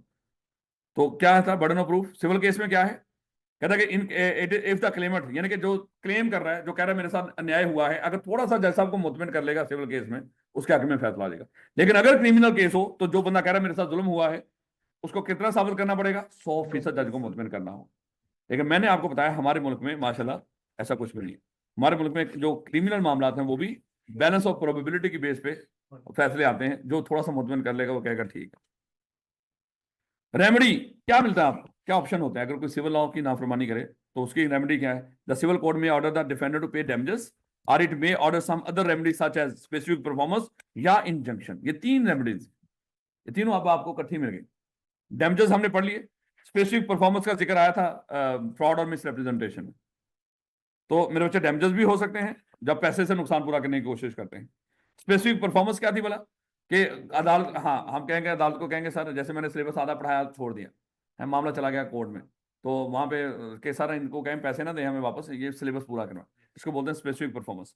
या इंजंक्शन, इंजंक्शन हमने डिस्कस किया था कि स्टे ऑर्डर, कि सर अगर इसने मेरे साथ कॉन्ट्रैक्ट परफॉर्म करने से इनकार कर दिया है, ये किसी और के साथ कॉन्ट्रैक्ट कर रहा है, मैंने आपके साथ मोबाइल बेचने का कॉन्ट्रैक्ट किया था, मैंने इनकार कर दिया, मैं अब किसी और को बेचने की बात कर रहा हूँ, तो आप कहेंगे सर ये इसने मेरे साथ कॉन्ट्रैक्ट किया था, अदालत कहेगी साबित करो, कहते ठीक है सर मैं साबित करता हूँ, लेकिन जब तक मैं साबित ये मामला हो ना जाए इसको कहें कहीं और नहीं बेचेगा मुझे। स्टे ऑर्डर, इंजंक्शन, याद रखोगे इस बात को। तो ये भी एक रेमेडी होती है, यानी कि मजलूम बंदे को ये भी कम से कम वो चीज कहीं और तो नहीं ना कर पा रहा। लेकिन यहां पे रेमेडी क्या है, द क्रिमिनल कोड में sentence the defender to fine or it might impose some other fine such as imprisonment or death sentence। जो डिफेंडर है जिस पर केस हुआ क्या कर सकता है उसको, अक्यूज, वैसे यहाँ पे डिफेंडर भी बोल रखा है, अक्यूज भी बोल रखा है, जो मर्जी बोल दो आप भी, पहले उसने अक्यूज बोला, यहाँ पे आप डिफेंडर बोल रहे हैं, इट्स ओके। तो डिफेंडर मेरे बच्चे उसके उसको फाइन भी हो सकता है, उसको कैद भी हो सकती है और सजाए मौत भी हो सकती है। लेकिन यहाँ पे ये रेमेडी थी जो उसने बता दी। कहता है सिविल लॉ कौन से हैं, कहता है जैसे प्रॉपर्टी डिस्प्यूट है सिविल है, वर्क रिलेटेड डिस्प्यूट है, एम्प्लॉयमेंट से रिलेटेड, एम्प्लॉई का एम्प्लॉयर से कोई इस तरह का कोई पंगा पड़ा हुआ सिविल।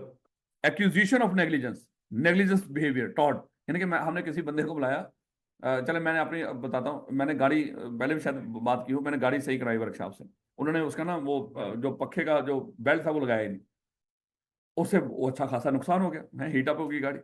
अब ये क्या था, ये मेरे बच्चे किस में जाना था, एक्यूजिशन ऑफ नेग्लिजेंस, यानी कि ये उनकी क्या थी, ये नेग्लिजेंट बिहेवियर था, ये लॉ ऑफ टॉर्ट में डील होना था जाकर, उन्होंने नेग्लिजेंस बरती है।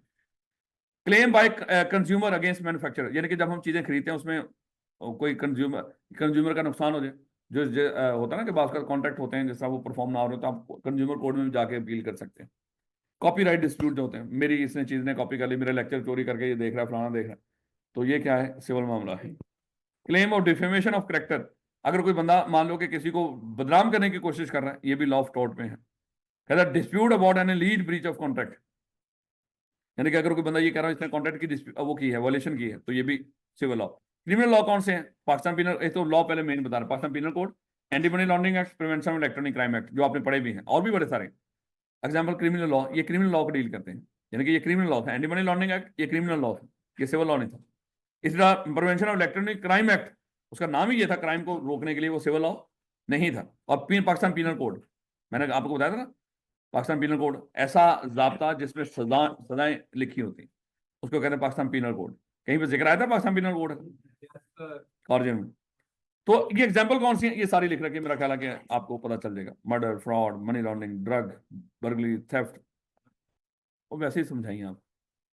बेटा एप्लीकेशन ऑफ बिजनेस, कहता है कि many of the legal aspect of commercial and business law are aspects of the civil law, यानी कि हमारा जो बिजनेस लॉ है ना और कमर्शियल लॉ जो हम बिजनेस के मामलों में डील करते हैं, इसमें कुछ एस्पेक्ट सिविल लॉ के होते हैं, लेकिन बट द क्रिमिनल लॉ में आल्सो अप्लाई, यानी कि बिजनेस के मामलों के अंदर जब आप किसी से लेन देन कर रहे हो वहां पे सिविल के साथ साथ क्या हो सकता है, वैसे वो सिविल होता है, लेकिन वहां पे किसका एस्पेक्ट आ सकता है, क्रिमिनल लॉ का एस्पेक्ट भी आ सकता है। जैसे for example fraud and money laundering are criminal activities that may occur in business. देखो बिजनेस वैसे तो सिविल मामला में आता है, लेकिन कहता है कि अगर बिजनेस मनी लॉन्ड्रिंग कर रहा हो तो अब ये क्राइम है, अगर बिजनेस फ्रॉड कर रहा हो तो ये क्या है, इसमें क्रिमिनल एस्पेक्ट भी है। नहीं समझ आ रही, कहता है कारोबार के अंदर ये मोस्टली सिविल मामला होते हैं, कारोबार में लेन देन के मामला होते हैं, यही होते हैं ना, सिविल मामला होते हैं, लेकिन एक कारोबार के अंदर क्रिमिनल मामला भी हो सकते हैं। कैसे हो सकता है, कहता है अगर वही कारोबार मनी लॉन्ड्रिंग में हो, ज्यादा पीछे पड़ गए थे, अगर कोई कंपनी मनी लॉन्ड्रिंग में मुलव्वस पाई जाए तो 100 मिलियन तक फाइन होता था उसको, ऐसा ही था। तो उसमें इसका मतलब अगर कोई इदारा, कोई बिजनेस, वो हो सकता है कोई मनी लॉन्ड्रिंग कर रहा हो, कोई फ्रॉड कर रहा हो, तो ये क्रिमिनल एस्पेक्ट है जो बिजनेस में पाए जाते हैं। अदरवाइज बिजनेस में क्या होते हैं, सिविल मामला, जैसे हमने आपको पढ़ाया नहीं, आपका सिलेबस पूरा नहीं करवाया, आपसे फीस ज्यादा ले ली, फीस कम ले ली, फलाना हो गया, फलाना कर दिया, टीचर चेंज कर दिया, आपको कहा हमने पढ़ाने, जो भी है, ये हमारे आपस में क्या है, सिविल मामला है। लेकिन अगर यहाँ पे हम मनी लॉन्ड्रिंग कर रहे हैं या हम फ्रॉड कर रहे हैं बच्चों के साथ, वो क्रिमिनल भी है। नहीं समझ आ रही, it is also important to remember that some same action may be in the breach of the criminal law and also टॉट इन सिविल लॉ। यानी कि एक हरकत किसी ने की है उसमें सिविल लॉ का तहत भी केस बन सकता है और क्रिमिनल लॉ के तहत भी केस बन सकता है। जैसे in such a situation the action may give rise to criminal prosecution by the state, यानी कि अगर कोई बंदा आपसे फ्रॉड करता है, आपका नुकसान हो गया, अब आप सिविल केस करोगे, आप करोगे वो खुद, और उस फ्रॉडी के ऊपर क्रिमिनल केस कौन करेगा? वो रियासत करेगी। याद रखो। अब नहीं करती सर, मेरे साथ बड़े दफा फ्रॉड हुआ, रियासत नहीं करती सर, गोली मारो यार, तो पेपर पास करो, रियासत नहीं करती। Criminal prosecution by the state and civil action by the private person, यानी कि सिविल मामला तो आपने खुद देखना है, और जो क्रिमिनल मामला होगा उसमें वो कौन देखेगा? वो रियासत देखेगी। Claiming a remedy such as damages, और आप क्या कर रहे होंगे? आप डैमेजेस मांग रहे होंगे, रियासत क्या कर रही होगी? उसको सजा दे रही होगी, फांसी दे रही होगी, वो जो पीछे पड़ा है। Basic structure of the constitution of republic of Pakistan. लो भैया, टाइम हुआ 3:37। लेवल्स खत्म होना तो जाना 3:27 सॉरी, तो 3:32 पे दोबारा इकट्ठे होते हैं। तो पाकिस्तान लॉ भी, पाकिस्तान का आइन जो फिलहाल बेचारा मुअत्तल है, लेकिन उसको पढ़ने जा रहे हैं। इसमें छोटी छोटी बातें होंगी। रट्टे वाला कमाल का रट्टा एरिया में बच्चे, इसको आपने अच्छे तरीके से करने की कोशिश करनी है। रट्टा अनफॉर्चुनेटली लगाना है, सारा चैप्टर ही रट्टा है, स्ट्रेट फॉरवर्ड सवाल आते हैं यहाँ से। आखिरी 3 और ये प्योर रट्टा है, ये आपने याद करना है बस, इसमें कभी सिनेरियो नहीं आता, लेकिन आज तो बता दीजिएगा, उसमें हो गए नहीं बनेंगे। ले बेटा, basic structure of constitution of Islamic Republic of Pakistan, introduction. कहता है constitution of Islamic Republic of Pakistan was approved by the parliament on April 10, 1973। एक तो सवाल ये भी बनने का, अप्रूव कब हुआ था और फिर रेटिफाइड कब हुआ? रेटिफाइड होता है ना एक्सेप्ट कर लेना, तो पहले काम हो चुका उसको एक्सेप्ट कर लेना, यानी कि अप्लाई करना। एक्चुअली एप्लीकेबल कब हुआ? 14 अगस्त 1973 से। ये तो याद करना आसान है कि 14 अगस्त 1973 को रेटिफाइड हुआ था, लेकिन अप्रूव कब हुआ था? 10 अप्रैल 1973 को। कहता था, ये याद रखने दोनों तरह के यहाँ पे। Constitution is the supreme law and sets the governing principle of the country and contain the, अब पूछता है पेपर के अंदर कि कॉन्स्टिट्यूशन कैसा लॉ है? ये सुप्रीम लॉ है, and sets the governing principles of the country and contain the articles, यानी कि वो समझ लो एक डॉक्यूमेंट है जो मुल्क को चलाने के जो गवर्निंग प्रिंसिपल्स हैं, गवर्न करने के असूल हैं, वो वाजे करता है। और इसमें क्या कुछ शामिल होता है? इसमें कुछ आर्टिकल्स होते हैं, वैसे होता है ना आम लॉ की किताब के अंदर सेक्शंस होते हैं, प्रोविजंस कह लो, सेक्शंस कह लो, इसमें सेक्शंस नहीं होते, इसमें आर्टिकल्स होते हैं। और जैसे कहता है ना कि ये जो सुल्तान सिकंदर राजा, इस पे आर्टिकल 6 लगना है, वो गद्दारी का है, इसी तरह फलाने पे आर्टिकल ये लगेगा, फलाने पे आर्टिकल ये लगेगा। जब ये लफ्ज कह रहे होते हैं तो जो आइन है उसमें सेक्शन नहीं होते, उसमें क्या होते हैं? आर्टिकल्स होते हैं। एक्चुअली सेक्शन की तरह ही होते हैं, लेकिन लफ्ज सेक्शन नहीं होता, आर्टिकल्स। तो आर्टिकल्स कवरिंग फंडामेंटल राइट्स, और उसमें कौन कौन से आर्टिकल्स हैं फंडामेंटल राइट्स के? रियासत के स्ट्रक्चर के, political system, mandate of different levels of government, यानी कि मैंडेट कहते हैं इख्तियार को, जो गवर्नमेंट के डिफरेंट लेवल्स हैं उनके इख्तियारात क्या है, उसमें उनके भी जो बेख्तियार हुए फिर रहे हैं 76 साल से, उनके इख्तियार भी वैसे हैं, लेकिन मानते को नहीं। Mandate and separate power of cabinets, जो वुज़रा हैं उनकी क्या पावर्स हैं, और जुडिशरी एक्स्ट्रा उनकी क्या। The parliament can not make any law which is against the constitution. Parliament क्या थी भला? नेशनल असेंबली, सेनेट और सदर साहब, ये कोई ऐसा कानून नहीं बना सकते, ना सदर ना बाकी, जो आइन के खिलाफ हो। द कॉन्स्टिट्यूशन कंटेन, इसमें क्या कुछ शामिल होता है? कॉन्स्टिट्यूशन की अगर किताब पकड़ो, उसमें क्या होगा किताब के अंदर? एक होगा शुरू के अंदर, एक होगा इंट्रोडक्शन, उसका नाम क्या होगा? प्रीएम्बल।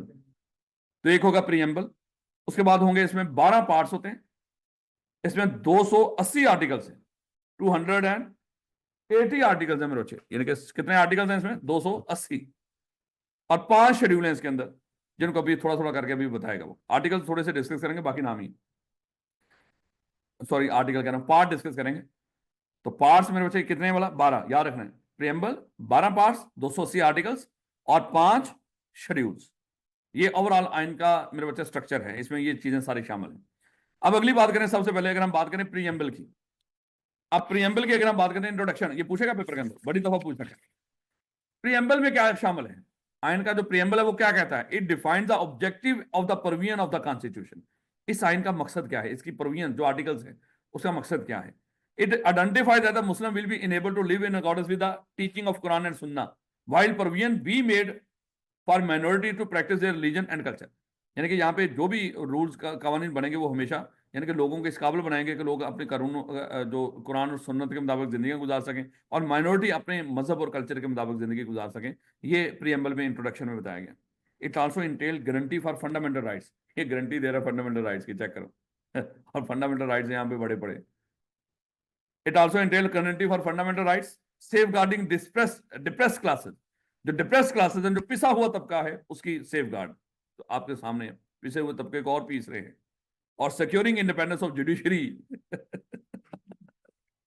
तो मैं कह रहा मजाक, ये क्या कहता है, कहता है कि हमने क्या करनी है, सिक्योर करनी है इंडिपेंडेंस ऑफ जुडिशरी, जो है ही नहीं फिलहाल अनफॉर्चुनेटली। और सेफ गार्डिंग सॉवरेन राइट्स, जो हमारे मान लो कि इस तरह के सॉवरेन राइट्स हैं, उनको सेफ गार्ड करना। तो ये मेरे से ये बहुत इंपॉर्टेंट है, पूछेगा पेपर के अंदर, 2-3 नंबर का वैसे ही पूछ सकता है, एमसीक्यूज के अंदर भी पूछ सकता है। अच्छा बताओ, ये बातें कहाँ पे लिखी हुई है? ये जो 4 ऑप्शन आ रहे हैं, पार्ट 1 फलाना फलाना प्रीएम्बल, ये प्रीएम्बल में लिखी हुई है। कुछ इस तरह के मिलते जुलते पार्ट भी होंगे। बड़ा मैं कह रहा हूँ टका के रट्टा है यहाँ। ये अल्फाज जो यहाँ पे लिख रखे हैं, यहीं पे याद रख रहे हैं, याद रखोगे। आगे आ गया, इसका प्रीएम्बल के बाद पार्ट्स हैं, 12 पार्ट्स हैं। अब हर पार्ट का नाम आपको याद होना चाहिए, हर पार्ट उसका नाम याद होना चाहिए। जैसे पार्ट 1 इंट्रोडक्टरी है, पार्ट 2 कहता है fundamental rights and principles of policy, ये याद रखने हैं आपने। तो पार्ट 1 क्या है? इंट्रोडक्टरी। बबलू जी किधर गया है? ले बेटा, तू आके बैठा बेचारा, नुकसान करेगा आपको। ले बेटा, पार्ट 1 क्या है? इंट्रोडक्टरी। इंट्रोडक्टरी पैराग्राफ में क्या होगा बोला? इंट्रोडक्टरी आर्टिकल, ये 1 से लेके 6 तक, इसका मतलब छठा आर्टिकल 6 गद्दारी वाला भी यहीं पे कवर हो रहा है इंट्रोडक्टरी में। है? लगाना ना हमने कई लोगों के ऊपर, इंशाल्लाह जब हुकूमत आएगी आर्टिकल 6 लगेगा बड़े सारे लोगों पे। कहता है it identifies the country as Islamic Republic of Pakistan divided into 4 territories. यानी कि ये जो आर्टिकल, जो पार्ट 1 है इंट्रोडक्टरी, ये आर्टिकल नंबर याद रखने की वैसे जरूरत नहीं कि इंट्रोडक्टरी में आर्टिकल कहां से कहां तक है, नाम बस याद रखिए, आर्टिकल नाम याद करना पुत्र। एमसीक्यूज पूछेगा वो, और जब वो एमसीक्यूज पूछेगा, पूछ रखे हैं उसने, ये अल्फाज यहां से लाइन उठाएगा, कहेगा बताओ ये किस पार्ट में लिखी हुई है, देख देख के पढ़िएगा, नो डाउट। अब देखो सारी पार्ट आपको नजर आओगे, ये यहाँ पे भी हो सकती है, यहाँ पे भी हो सकती है, लेकिन सही टिक करना है आपने। पूछ रखे हैं उसने सवाल, आखिर पे देखिए, जो बिल्कुल आखिरी सवाल है पूछे हुए हैं। कहता है it identify the country as Islamic Republic of Pakistan divided into 4 territories and define the region of the state. यानी कि यहाँ पे रीजन ऑफ स्टेट की बात हो रही है, पीछे रीजन ऑफ स्टेट की बात नहीं हुई थी प्रीएम्बल के अंदर। वहां पर तो ये बताया गया था कि यहाँ के जो मुसलमान है वो कानून सुन्नत के मुताबिक, जो शरीयत है यानी कि कुरान और सुन्नत के मुताबिक जिंदगी गुजारेंगे, और बाकी जो मजहब हैं वो अपने अपने जो भी उनके मजहब हैं उसके लिहाज से वो जिंदगी गुजारेंगे। लेकिन जो रिलीजन की जो डिफाइन किया गया है, वो कहाँ पे डिफाइन किया गया है? ये इंट्रोडक्टरी पैराग्राफ, कि रियासत का रिलीजन यहाँ पे क्या है। It also includes provision such as elimination of all source of exploitation, कि किसी को एक्सप्लॉयट नहीं किया जाएगा यहाँ पे, किसी के ऊपर जुल्म सितम नहीं किया जाएगा। Rights of individual to be deal in accordance with the law, यहाँ पे दिया गया कि हर बंदे को कानून के मुताबिक डील किया जाएगा। और लॉयल्टी टू द स्टेट, ये है वो आर्टिकल 6, और हर बंदा रियासत का वफादार रहेगा and abiding by the constitution, और वो इस आइन की पासदारी करेगा, and the defining high treason along with its punishment. और अगर किसी ने इसकी बात ना मानी, मुल्क लॉयल ना हुआ और आइन की बात ना मानी, वो एक इंतहाई गद्दारी मानी जाएगी, और उसकी सजा उसके मुताबिक होगी जो गद्दार की होती है, जो सजा मौत की है। नहीं पता नहीं। आइन तो कई बार आइन है, कहाँ पे रहता है बेचारा, और जो आइन बनाने वाले आइन बेचारे सत्यानाश कर देते हैं उसको। आर्टिकल दफा होता है, दफा कहते हैं। हाँ यहाँ पे लेकिन आर्टिकल बोलते हैं, यहाँ पे आर्टिकल ही बोला जाता है, वैसे सेक्शन बोलते हैं जो भी है, परमियन कह लो, दफा कह लो, लेकिन यहाँ पे लफ्ज क्या बोलते हैं उसका, आर्टिकल्स। ले बेटा, अब आ गया बात पार्ट 2। पार्ट 2 में फंडामेंटल राइट्स और प्रिंसिपल ऑफ पॉलिसी हैं, ये आर्टिकल 6 से लेके 7 से लेके 40 तक है। तो भाई अभी हमने पढ़ना शुरू किया आइन का स्ट्रक्चर। जब आइन का स्ट्रक्चर हमने पढ़ना शुरू किया, उसमें सबसे पहले इंट्रोडक्शन था, जो इंट्रोडक्शन में लिखा हुआ याद करना है। उसके बाद हमने पढ़ना शुरू किया, इसमें आइन में 4 चीजें हैं। एक प्रेम्बल है, 12 पार्ट्स हैं, 280 आर्टिकल्स हैं, और उसमें एक आखिर पे 5 शेड्यूल भी दे रखे हैं। तो ये चीजें पढ़िए मेरे बच्चे, ताकि उसको आप यहाँ पे भगा के ताकि चीजें सुन लें।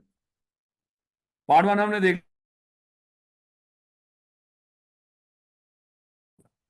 आर्टिकल कहां से कहां तक है ये ना भी कवर हो रहे हैं तो कोई दिक्कत नहीं, कि 7 से लेकर 40 तक है, ये याद रखने की जरूरत नहीं है। लेकिन बुरे वक्त का कोई पता नहीं होता, लेकिन फिर भी ये याद रखने की जरूरत नहीं है।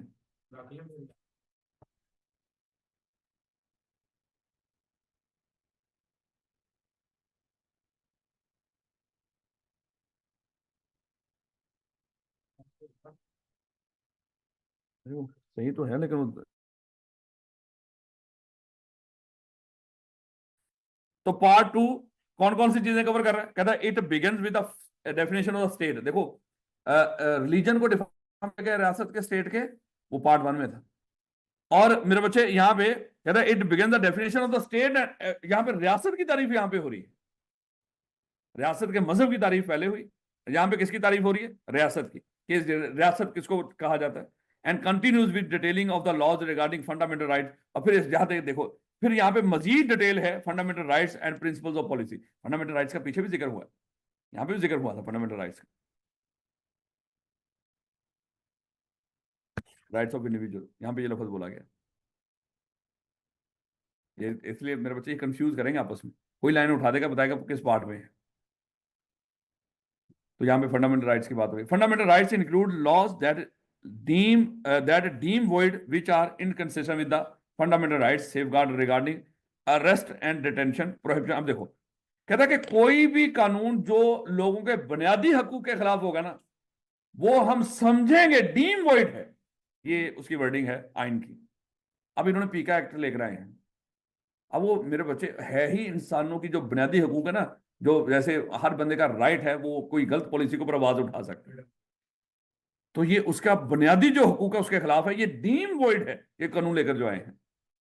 जिस दिन अदालत में सुना इसको साथ ही खत्म कर देगी, पहली समात में खत्म कर देना चाहिए अगर वो जैसा बंदे के पुत्र हुए। तो अभी लाहौर हाईकोर्ट में लगा कि देखना ये साथ ही उड़ जाएगा। तो कहने का मतलब ये, क्योंकि फंडामेंटल राइट्स के अगेंस्ट जो भी कोई कानून बनेगा पाकिस्तान के अंदर, वो समझा जाएगा बनते वक्त ही क्या था, वॉइड था। और किस तरह फंडामेंटल राइट्स हमारे क्या हैं? जैसे which are in fundamental rights safeguarding regarding arrest and detention. जैसे ये कैसे सेफगार्ड आपको यहाँ पे दिए गए हैं? जैसे आपको अरेस्ट करके हमसे बेजा में न रखा जाए, जैसे हमें यहाँ पे अरेस्ट करके गैप कर देते हैं ना, ये हमारे फंडामेंटल राइट्स के अगेंस्ट है। हमारा राइट है कि अगर हमें आप गिरफ्तार कर रहे हो किसी मामले में, हमें अदालतों में पेश करो। हाँ, लेकिन यहाँ पे नहीं करते, खिलाफवर्जी हो रही। कोई पूछता है इसके? बलोची बेचारे रो रहे हैं इतने सालों से, उनकी उस वक्त तकलीफ का पता चला जब हम गायब हुए हैं। कहता है कि प्रोहिबिशन ऑफ स्लेवरी, यहाँ पे मना किया गया कि किसी को गुलामी में नहीं रखा जा सकता। माशाल्लाह तो पूरा मुल्क ही अमरीका का गुलाम है, लेकिन बहरहाल प्रोहिबिशन ऑफ स्लेवरी। और चाइल्ड लेबर, यानी कि आप बच्चों से मशक्कत नहीं करवा सकते। जज्जों के घरों में बच्चे हैं, देखा होगा आपने वो पिछले दिनों में वाकई बेचारे हो, तो अन्य वहां हैं। ये बड़े जितने ये कानून बनाने वाले और वो बेशर्म लोग जो कानून का यहाँ पे फैसले करते हैं, जज शायद मोस्टली, सारे नहीं, मोस्टली लोगों के घरों में बच्चे बेचारे काम करते हैं, छोटी छोटी बच्चियां वहां पे काम करती हैं इनके घरों में। ये कानून के बनाने और रखवाले हैं। अल्लाह ताला पता नहीं किस चीज की इनको ढील दे रहा है। लेकिन भारत तो child labour and all forms of force labour, इसके अलावा कहीं पे भी जबरी मशक्कत करवाना किसी से, ये सारे फंडामेंटल राइट्स के against. Right to enter lawful profession and trade, ये याद है हमने, हर बंदे का राइट था कि लॉफुल प्रोफेशन और ट्रेड में एंटर हो सकता है अगर वो कोई एग्रीमेंट करें जिससे रोका जा रहा हो, वो एक्सप्रेसली डिक्लेयर्ड वॉइड। याद है कि नहीं? यार राइट टू एजुकेशन, ये हर बंदे का राइट है, इसके अगेंस्ट कोई करना। And safe guard against discrimination, क्या कोई डिस्क्रिमिनेशन, जारी बात है जैसे होता है ना कि ये जॉब यहाँ पे सिर्फ मर्द हजरात अप्लाई कर सकते हैं, खवातीन नहीं कर सकती, या फलाना, ये डिस्क्रिमिनेशन इस तरह की नो, या फलाने मजहब का फलाने फिरके का ताल्लुक।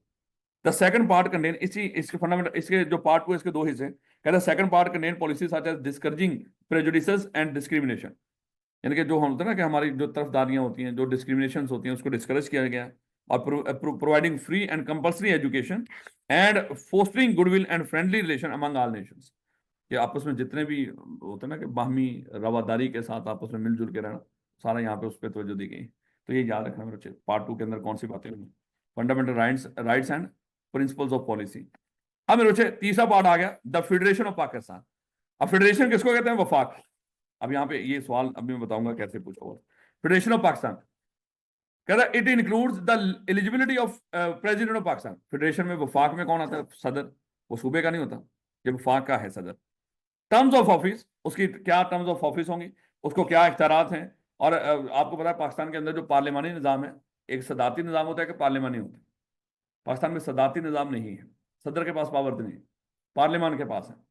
यानी कि पार्लियामान सदर का उसका हिस्सा है, तो पार्लियामान पूरी पावर इंजॉय करती है, सदर खाली उसके पास पावर नहीं है। जिसमें सदाती निज़ाम हो जिस मुल्क में, जैसे अमेरिका है, वहाँ पे सदाती निज़ाम है, पार्लियामानी नहीं। वहाँ पे वो कर रहा है ना सीधा बैठा खुद ही दस्तखत कर करके चीजें उड़ाए जा रहा है सदर। उसको किसी से नेशनल असेंबली या उनकी सेनेट नहीं है, वो सीधा खुद ही फैसले करता है सदर साहब, सदारती निजाम है, सारी पावर उसके पास है। खैर कहते हैं it includes the liberty president, जो भी removal of the president, job responsibility limitation such as exercising function in accordance with the advice of the cabinet और prime minister.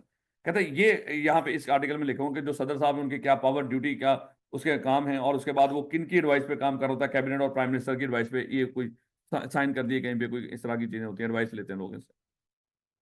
The part also include information about the composition, duration and meeting of the parliament and senate. इसी part के अंदर मेरे बच्चे किस तरह बनाई जाएगी, ड्यूरेशन क्या होगी, किसकी बोला, पार्लियामेंट की, जैसे and senate, qualification disqualification for membership of the parliament, introduction and passing of bills thereof, उसके सारे मामला वो भी इसी पार्ट में लिखे होते हैं। तीसरा चौथा क्या है, प्रोविंसेस, सूबों के बारे में। It include Intel composition function of all provinces, government, governor, यहाँ पे आपको पता है प्रोविंस में गवर्नर होता है सदर की जगह पे। It also includes the financial procedures such as provincial consolidation fund and public accounts and procedure related to annual budget statement and याद है चैप्टर नंबर 2 टैक्स का, ये वो जब सूबे से रिलेटेड बातें थी, ये वो बता रहा है। Part number 5 relation between federation and provinces, कहते हैं it include distribution of legislative power, administrative relation between federation and provinces. ये पार्ट नंबर 5 में मेरे बच्चे दोनों का सूबों का वफाक के साथ ताल्लुक उसको बताया गया। कहता कि such as obligation of federation, सूबों के क्या जिम्मेदारियां हैं, वफाक की क्या जिम्मेदारियां हैं। It also entail special provision related to council of common interest, यानी कि एक काउंसिल बनाई गई है जो सब सारे सूबों की कॉमन इंटरेस्ट को देखती है, यानी कि वफाक जब भी कोई कानून साजी कर रहा हो सारे सूबों के हकूक देखना वो बड़ा जरूरी है। इसलिए इस काउंसिल में सारे जो जितने सूबे उन सबकी नुमाइंदगी होती है। नेशनल इकोनॉमिक काउंसिल और ब्रॉडकास्टिंग एंड टेलीकास्टिंग, इसके सारे मामला जो तय किए जाते हैं सूबों के बाहमी, वो यहाँ पे तय होते हैं। Part number 6 finance, property, contracts and suits, यहाँ पे डील होते हैं। तो इसमें it include distribution of revenue between the federation and the province. अब ये सवाल था, ये लाइन उठा के उसने कहा कि बताएं ये किस उसमें है, पार्ट में लिखा हुआ। नीचे 4 ऑप्शन थे, एक ऑप्शन था finance, property, contract and suits, part number 6। एक ऑप्शन क्या था, relation between federation and provinces. अब बच्चे पता ना किस कौन सा टिक किया था, ये वाला।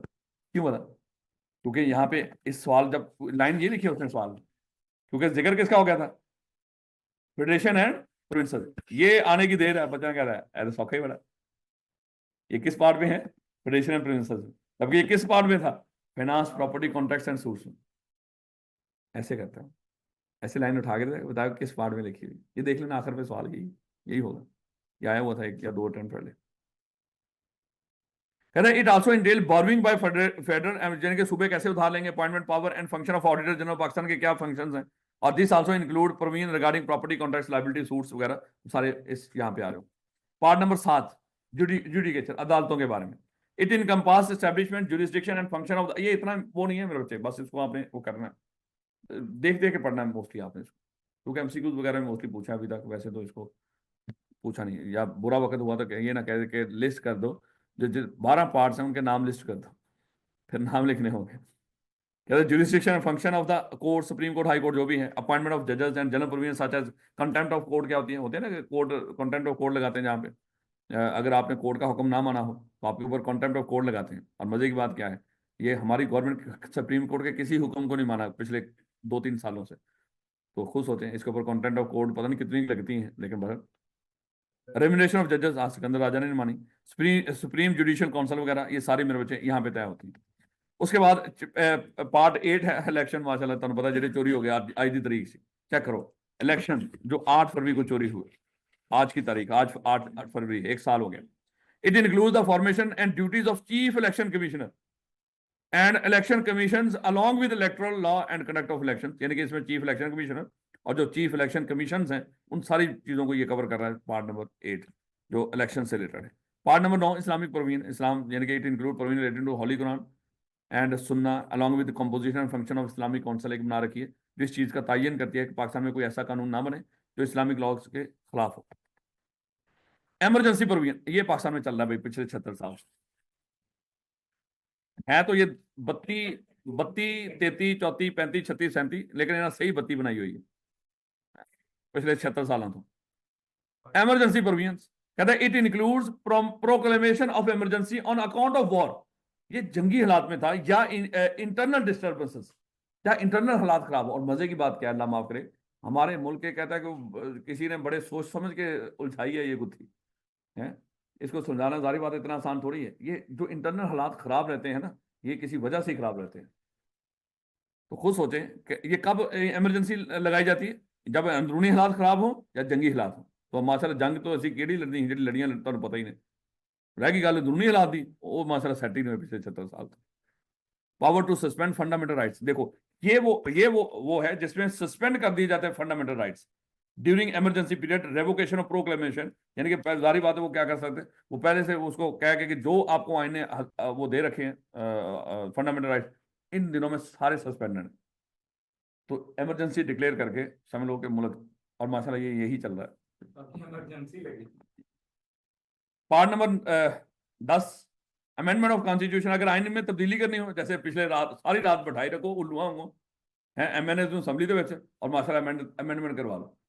ये इसी तरह ही होती है ना, हमने तो यही देखी है कि आइन में तब्दीली करनी हो तो सबको उठाओ, उनके बीवी बच्चों को उठाओ, उनको धमकियां लगाओ, अरबों रुपए की उनको वो रिश्वत की पेशकश करो, नहीं मान रहे तो उनको तशद्दुद करो, और जाके उनको पार्लियामेंट में गधे घोड़ों की तरह इकट्ठे करके उनसे आइन में तब्दीली करवा लो। नहीं नहीं सॉरी, यहाँ पे ये नहीं लिखा हुआ, ये हकीकत में होता है माजरत, यहाँ पे नहीं लिखा हुआ। It includes amendment of constitution by parliament through constitution amendment bill. यहाँ पे अमेंडमेंट बिल लेगा तो पार्लियामेंट के थ्रू पास होती है, ऐसे बंदे नहीं उठाए जाते माजरत। बिल का प्रोसेस क्या? इसके बाद आ जाती है मिसलेनियस। देखो जो माशाल्लाह मुल्क में कब्जा करके बैठे हुए 76 साल से, उनका जिक्र मिसलेनियस में है, लेकिन वो माशाल्लाह सब चीजें जो ये कहते हैं। It include establishment and constitution of public service commission, command and function of arm forces. यानी कि जितनी एस्टेब्लिशमेंट है वो सारी यहाँ पे है, जितने मतलब रियासी इदारे हैं उनका जो बाकी रह गए उनका सारा यहाँ पे, अदालतों के अलावा सारे यहाँ पे कवर होते हैं, सदर सुदर वजीर आजम के अलावा। Arm forces more ever it comprise definition and administration of tribal areas, वो फाटा वगैरह, protection of president governor minister national languages, वो सारा कुछ यहाँ पे मिसलेनियस में आ जाता है। ये याद रखना है मेरे बच्चे अनफॉर्चुनेटली। आगे आपको आपसे पूछा जाएगा पेपर के अंदर कितने शेड्यूल हैं, और शेड्यूल नंबर 3 कौन सा है, नीचे 4 ऑप्शन आ रहे होंगे। तो पहला शेड्यूल क्या है, law exempted from the operation of article. जो 8वां कोई आर्टिकल नंबर 8 होगा उसकी सब प्रोविजंस हैं, यानी कि 1, 2, 3 और 4, यानी कि सिर्फ आर्टिकल नंबर 8, उसकी मजीद ये सब प्रोविजंस हैं, सब आर्टिकल्स कह लो चलो।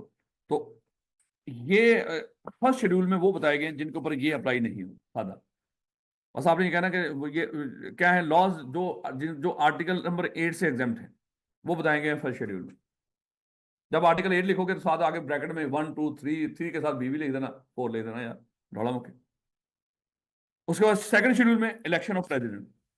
Third schedule oath of office, जो हलफ है, जो अभी पंगा पड़ा हुआ है, जो लाहौर से जज गए हैं वो कहते हैं हलफ लो, कहते नहीं नहीं अगर हलफ लिया तो काम खराब हो जाएगा, बगैर हलफ तो चलन दो। फिलहाल बगैर हलफ तो चल रहे हैं। फोर्थ शेड्यूल लेजिस्लेटिव लिस्ट, अदालती। उसके बाद फिफ्थ शेड्यूल रेम्यूनरेशन एंड, यानी कि कानून साजी के लिहाज से लिस्ट है fourth schedule. Fifth schedule remuneration terms and condition of the services of जजेस। तो ये नाम याद रखने मेरे पास, नाम याद रखने कौन सा शेड्यूल कौन सा। बेटा the process of legislation as per the constitution. लेकिन उससे पहले छोटी छोटी बातें जरा इनको देख लो। गवर्निंग स्ट्रक्चर कहता Pakistan has a federal parliamentary system, यानी कि यहाँ पे मेरे बच्चे प्रेसिडेंशियल सिस्टम नहीं है। अगर पूछे पेपर में पाकिस्तान में कौन सा सिस्टम है गवर्नमेंट का, तो पाकिस्तान में फेडरल पार्लियामेंट्री सिस्टम है गवर्नमेंट का, यानी कि यहाँ पे वफाकी एक पार्लियामानी वो है, हुकूमत है जो मुल्क को चलाती है, गवर्न करती है विद द प्रेसिडेंट। और इस पार्लियामेंट का हेड कौन है, प्रेसिडेंट। लेकिन प्रेसिडेंट देखो, president as a head of state, ये बहुत दफा पूछ रखा है क्या, हेड ऑफ स्टेट कौन होता है, हमें लग रहा होता है इमरान खान, नहीं, हेड ऑफ स्टेट कौन है, जरदारी, लाल इंदौर में जरदारी है ना। हेड ऑफ स्टेट कौन है, president, and popularly elected prime minister as head of government. और मजे की बात है क्या, पॉपुलरली इलेक्टेड, अल्फाज देखो हैं? जैसे पॉपुलरली इलेक्टेड ये 17 सीटा ना चौधरी। Yes, तो popularly elected prime minister as head of government. एक सेकंड, अस्सलाम वालेकुम सर।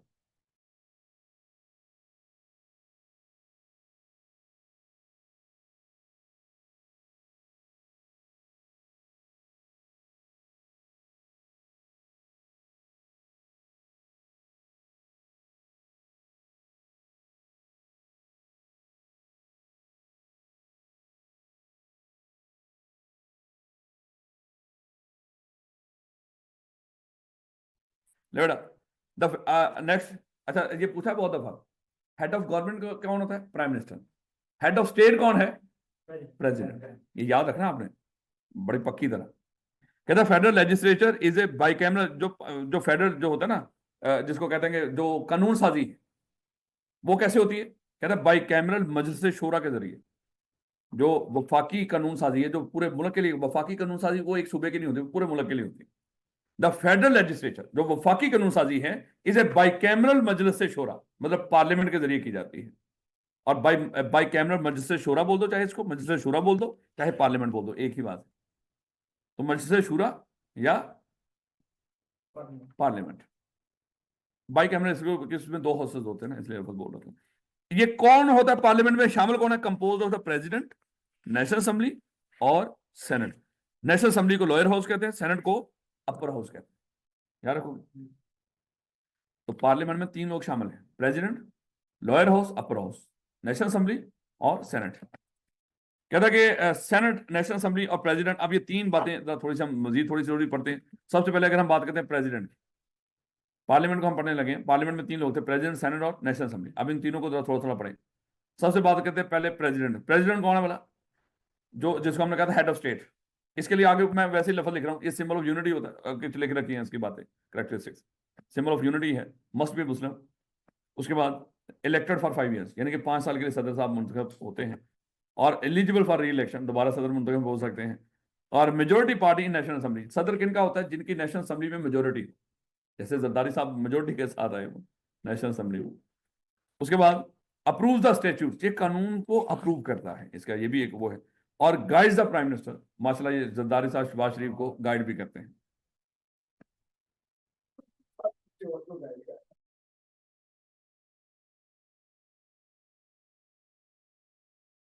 नहीं बेटा, बेटा नेक्स्ट आ गया प्राइम मिनिस्टर। भाई हमारा तो यही है? क्योंकि हमने तो इसी को वोट दिया है, इन्हीं को जितवाया। तो फिलहाल तो जो कब्जा करके बैठे हैं इंशाल्लाह वो जाएंगे जल्दी, वहां तो है ही वो।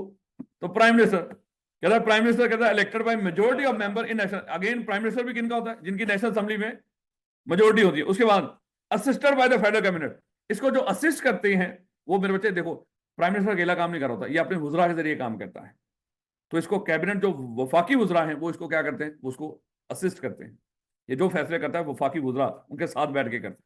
अकेले फैसले किए तो फिर वैसे पढ़ते हैं, जैसे अभी ये जो मामला था, ये 190 मिलियन वाला, वो कह रहे हैं कि अकेले ने फैसला किया था। नहीं नहीं, पूरी पार्लियामेंट वो थी, कैबिनेट थी, सबने अप्रूव किया है। वो कह रहे हैं उनको पढ़ने नहीं दिया तुमने, इस तरह के चक्कर है। तो इसलिए इसने जो फैसले करने होते हैं थ्रू कैबिनेट करने होते हैं। अगर अकेला फैसले करे उसमें फंस सकता है, और फंसता भी है।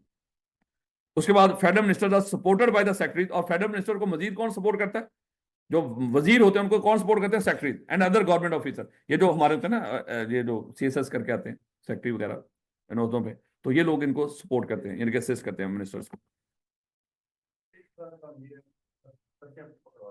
हाँ जी। तो बेटा सेनेट, अब हम सेनेट की बात करें। अब सेनेट का जरा असूल देखें। अजीम कर लो सेनेट में 100 मेंबर्स होते हैं, 100 सेनेटर्स होते हैं। कितने सेनेटर हैं? 100। हुआ क्या, जब पहली पहली दफा सेनेट का वजूद बना था मुल्क में, सेनेट वो एक ऐसी बॉडी है, अपर हाउस, ये कभी तहलील नहीं होता, यानी कि हमेशा चलता रहता। तो सर इन सेनेटर को मुंतखब करते वक्त भी तहलील नहीं होता? नहीं, ये हमेशा चलता रहता। क्योंकि इसमें हुआ क्या था, जब शुरू शुरू में सेनेट हमने शुरू की पाकिस्तान की, तो इसके 100 मेंबर थे, लेकिन हमने 100 के 100 इलेक्ट नहीं किए थे। हमने पहली पहली दफा कितने अपॉइंट किए? 50 सेनेटर। इनकी मुद्दत थी 6 साल तक। ये 6 साल बाद आके यहाँ पे क्या होंगे? रिटायर होंगे। जब 3 साल गुजरे, 3 साल गुजरने के बाद हमने बाकी 50 यहाँ पे सेनेटर मुंतखब कर लिए। अब की इनकी मुद्दत क्या है? अगले 6 साल तक। तो हर 3 साल बाद आधे जो सेनेटर हैं वो रिटायर होते हैं, और उनकी जगह पे नए सेनेटर इलेक्ट होते हैं। लेकिन सेनेट हमेशा चलती रहती है। ये नेशनल असेंबली की तरह तहलील, नेशनल असेंबली तहलील होती है। याद रखो, जब इलेक्शन होने जा रहा है नेशनल असेंबली खत्म कर दी जाती है, सेनेट कभी खत्म नहीं होती, ये हमेशा बरकरार रहती है। याद रखो किस बात। तो सेनेट इसमें ये कैसे काम कर रही होती है पता चल गया। पहली दफा कितने पॉइंट किए? 50, 100 में से वो 6 साल तक। फिर 3 साल गुजरने के बाद बाकी 50। अब हर साल फिर क्या होता है? हर 3 साल बाद क्या होता है? 50 का इलेक्शन होता है। इसलिए 50 बैठे होते हैं, इसलिए ये तहलील नहीं होती। और चौधरी, बड़ी इंपॉर्टेंट गल है, सो रहे हैं तो ले बेटा। तो हमने पहले पहले तो 50% सेनेटर थे 6 साल के लिए मुंतखब कर लिए। फिर जब 3 साल गुजरे, 3 साल गुजरने के बाद हमने बाकी 50%, तो अब हर जब 3 साल गुजरते हैं वहां पे 50% का दोबारा इलेक्शन। फिर हर जब 3 साल गुजरते हैं उसके ऊपर दोबारा election.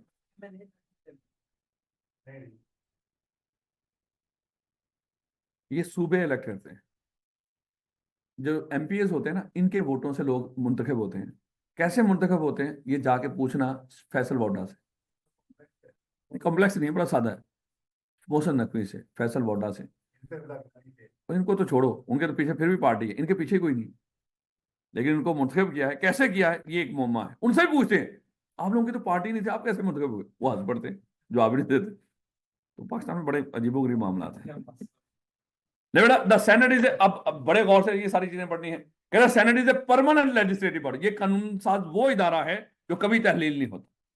With the equal representation from each province. हर सूबे से यहाँ पे बराबर लोग बैठते हैं। देखो नेशनल असेंबली में जो सीटें हैं पंजाब की ज्यादा है, दूसरे नंबर पे सिंध आता है, तीसरे पे केपी के, चौथे पे बलोचिस्तान बच जाते हैं।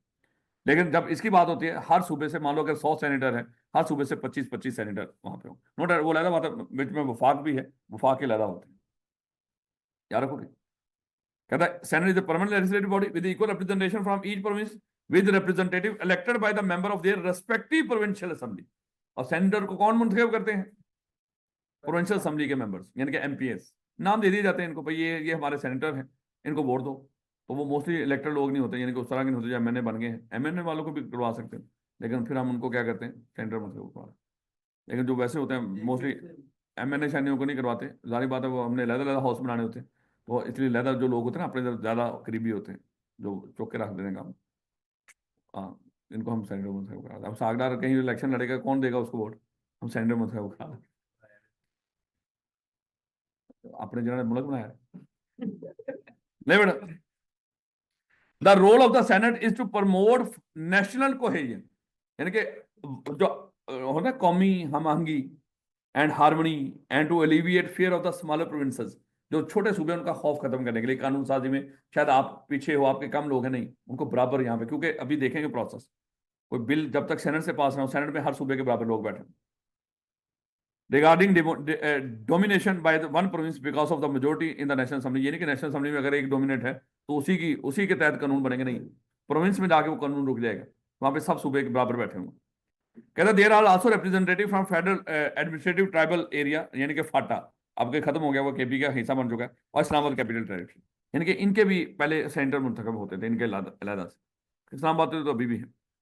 Members are elected for a period of 6 साल।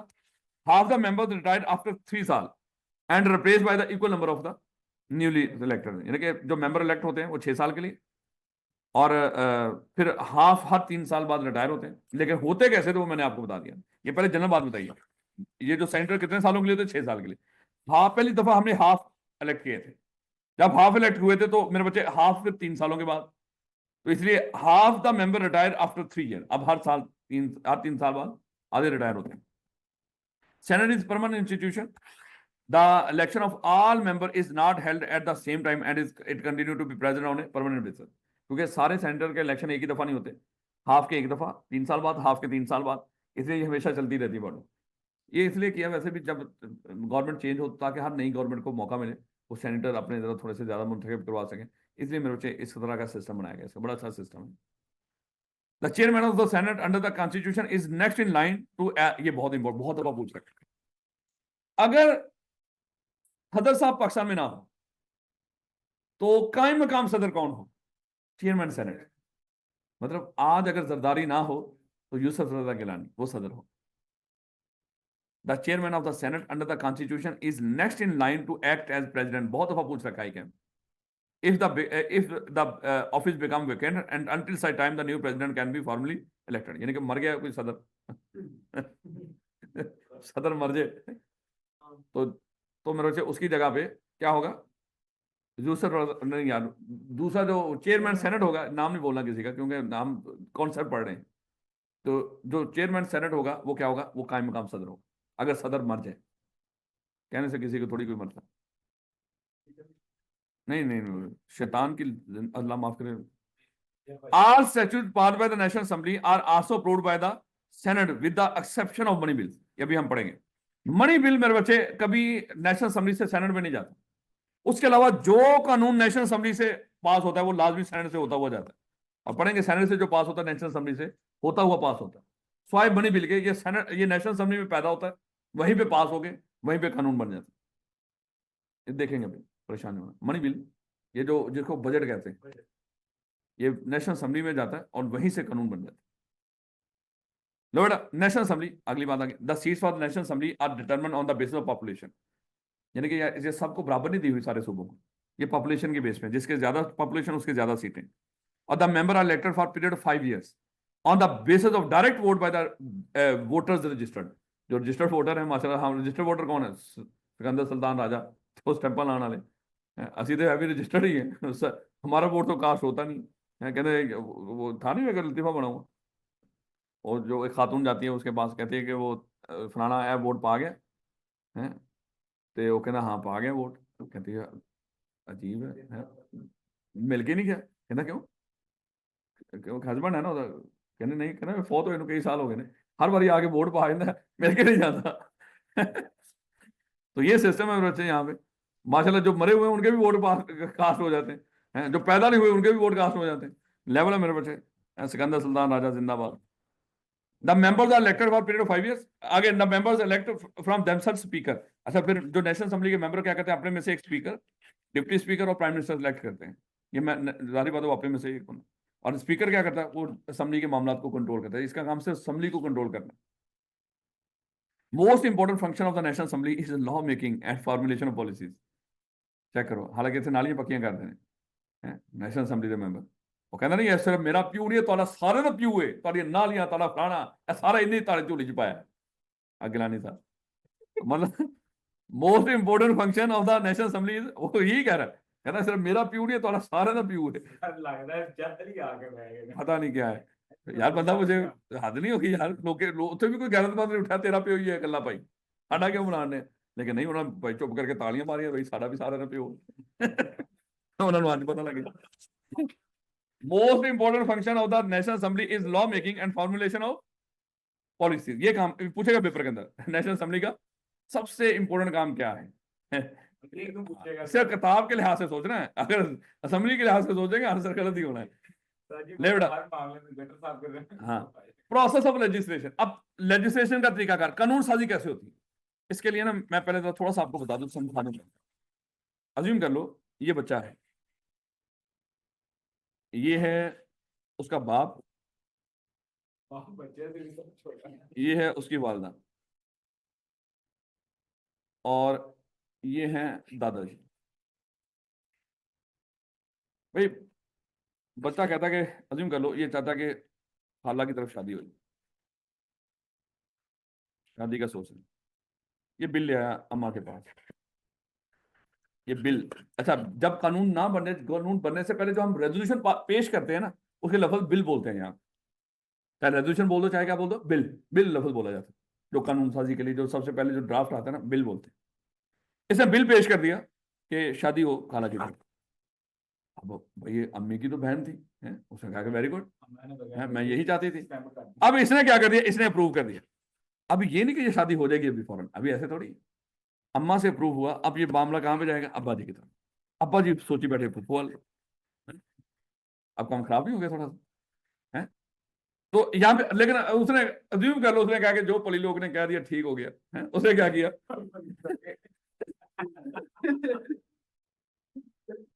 सुन लो सुन लो।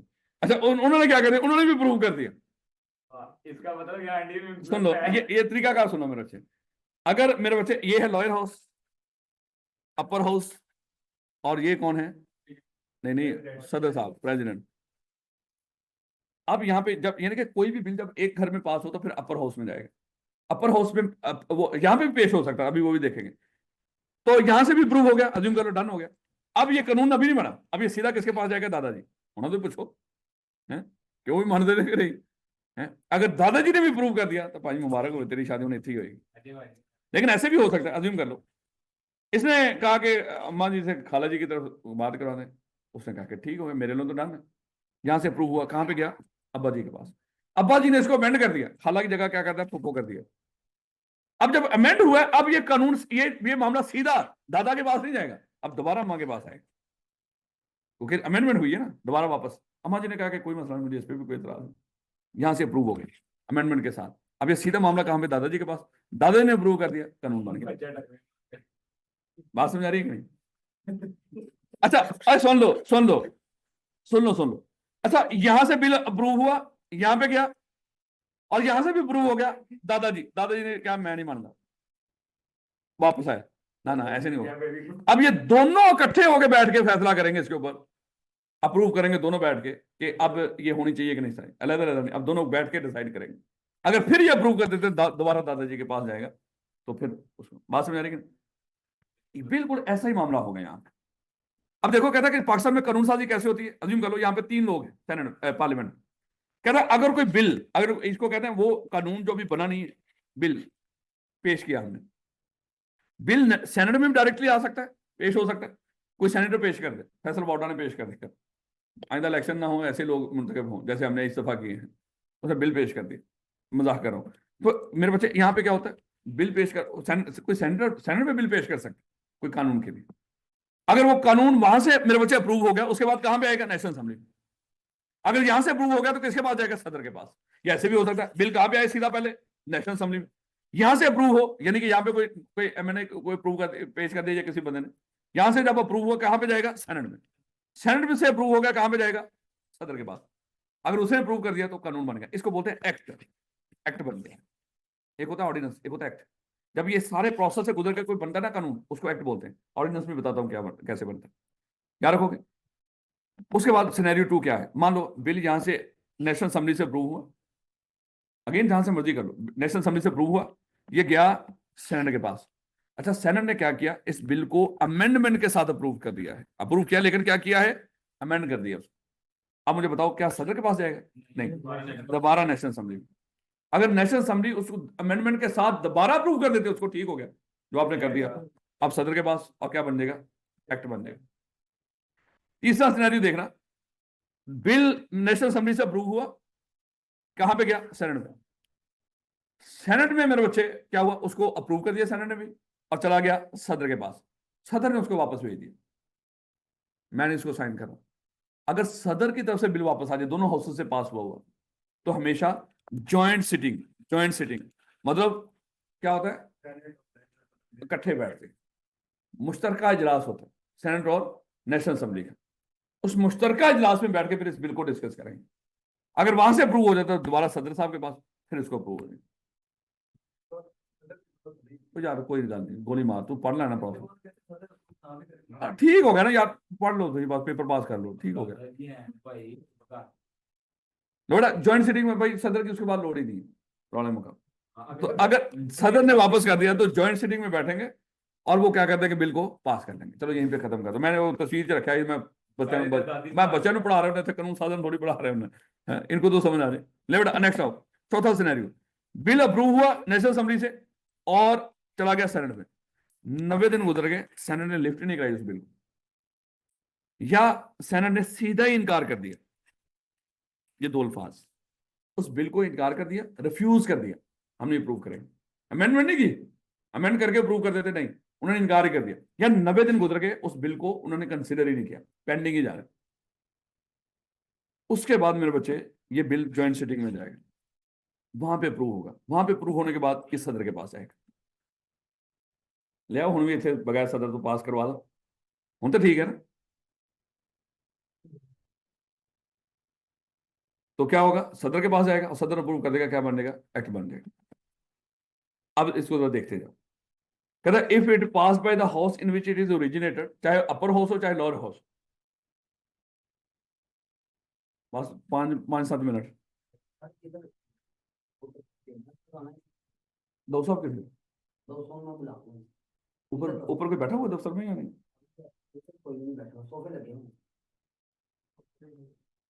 ऊपर ही खा यार, ये नहीं कंप्यूटर है, टेबल पड़े वहां पे सही। सिनेरियो 1 देखो भाई, कह रहा कि अगर किसी हाउस से बिल पास हुआ then it is transmitted to the other house, और दूसरे हाउस से भी पास हो गया, If the bill is passed by the other house without any amendment, then it is presented to the president for assent. बात समझ आ रही? उसके बाद सिनेरियो 2 कहता है, if the bill is transmitted to house and is passed with amendments, तो फिर दोबारा उसी हाउस में आता था जिससे पास हुआ था. It will be sent back to the house in which it is originated. ऐसे ना मेरे बच्चों, बिल जहां से ओरिजिनेट हुआ था और अगले घर ने उसको पास करते वक्त अमेंडमेंट कर दी, दोबारा पहले वाले घर में वापस आएगा. और अगर if that house pass the bill with those amendment, दोबारा सदर के पास चला जाएगा सेंड के लिए. Scenario 3, if a bill transmitted to house is rejected और not passed within 90 days, 90 दिन गुजर गए, उसने पास ही नहीं किया या वैसे रिजेक्ट कर दिया. दो सिचुएशन, रिजेक्ट कर दिया या 90 दिन गुजर गए उस बिल को पास ही नहीं किया, उन्होंने पेंडिंग जा रहा है वहां पर. नेशनल असेंबली से पास हो गए सेनेट में फंसा, सेनेट से पास हो गए असेंबली में फंसा हो, 90 दिन गुजर गए या रिजेक्ट कर दिया किसी हाउस ने. Or bill to sent to a house with amendment is not passed by that house with such amendments, then यानी कि अगर अमेंडमेंट हुई थी तो दूसरे घर ने उस अमेंडमेंट को ना माना, दोनों सूरत हो गए. 90 दिन गुजर गए या रिजेक्ट हो गया या बिल अमेंडमेंट के साथ अप्रूव हुआ था एक दूसरे घर से, और वो जब दोबारा आया था तो दोबारा उस घर ने उसको अमेंडमेंट के साथ अप्रूव नहीं किया, दोनों सूरतों. The bill at the request of the house in which it is originated shall be considered in joint sitting of both the house, National Assembly and Senate. If it is passed by the votes of the majority of the member present and voting in the joint sitting, it shall be presented to the president for होना ही लिखित है. तो मैं दसा ही हो तो तुम मनिया को नहीं, मैं की बहस करनी है ना. देखा ऐसे क्यों है, क्या सदर दे कोल बिल ना के लिए रहन दिए, सही है, ठीक हो गया, ध्यान दो भाई.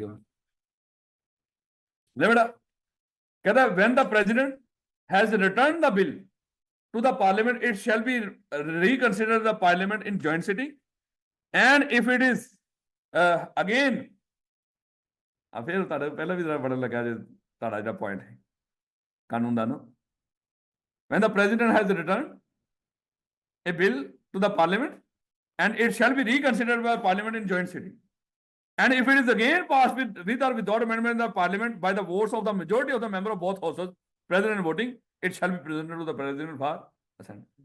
सदर फिर आ गया, क्या कह रहे हो, ये कुछ कह रहे हो. पार्लियामेंट को भेजिएगा, अगर पार्लियामेंट से अप्रूव कर दे फिर ये प्रेसिडेंट मस्ट अप्रूव है. यार तेरी केड़ी किताब है,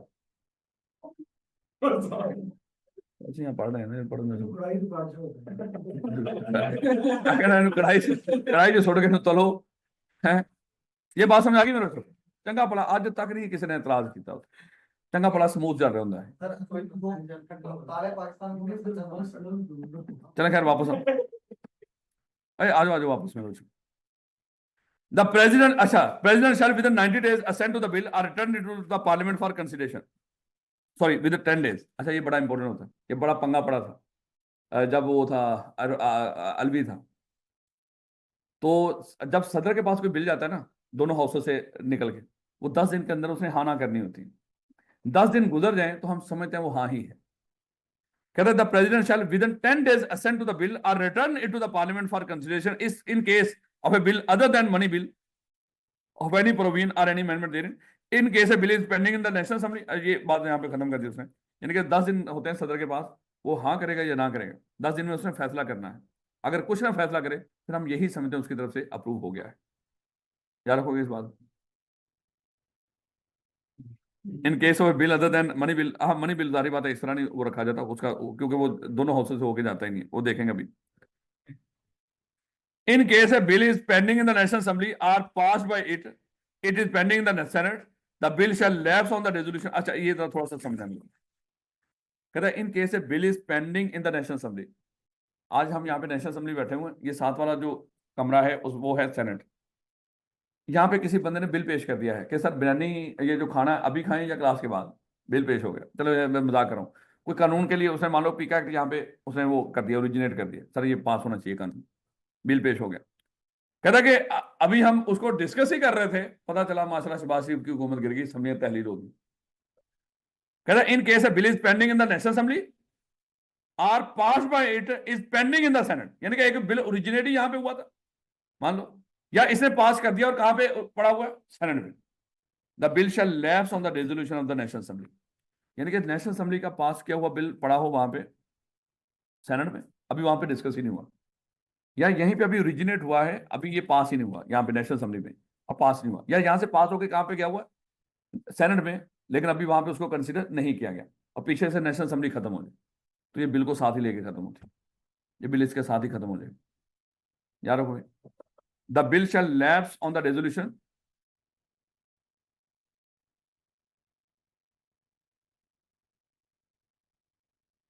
the bill shall lapse on the resolution of the National Assembly, but if the bill is pending in the Senate not passed by the National Assembly, यानी कि एक बिल जो नेशनल सेनेट में पेंडिंग है वहीं से ओरिजिनेट हुआ है और आगे से नेशनल असेंबली खत्म हो जाती है, वो बिल खत्म नहीं होता, बिल वहां पे पड़ा रहता है।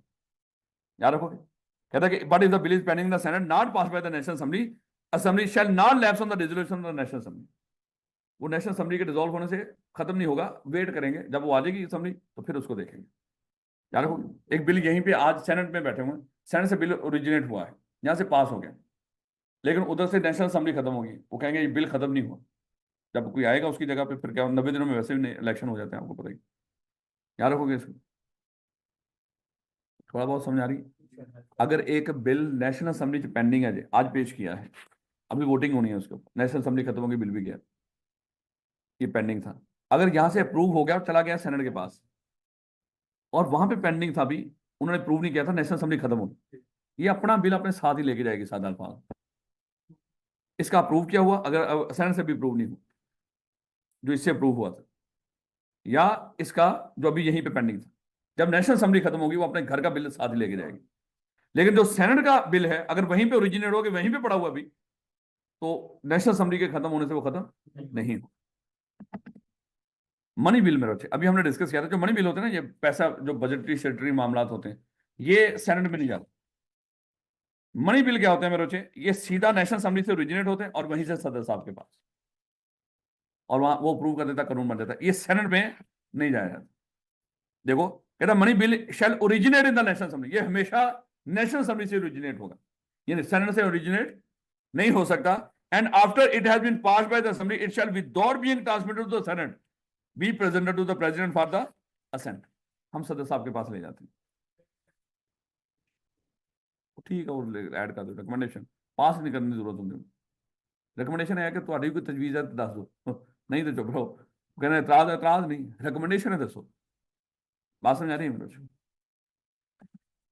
ऑर्डिनेंस क्या होता है, ये मनी बिल बहुत दफा पूछ रखा है उसने, मनी बिल क्या है, इतनी दफा आपकी सोच है। मनी बिल नेशनल असेंबली से ओरिजिनेट होता है, सेनेट को पास भेजने के बगैर, तरफ भेजा उसने, जो अभी नई किताब में उसने इतना कर दिया कि वो क्या होता है उसमें रिकमेंडेशन के लिए अप्रूवल नहीं चाहिए होती सेनेट की, और सीधा सदर और सदर के सेंट के साथ ये बिल पास हो जाता है।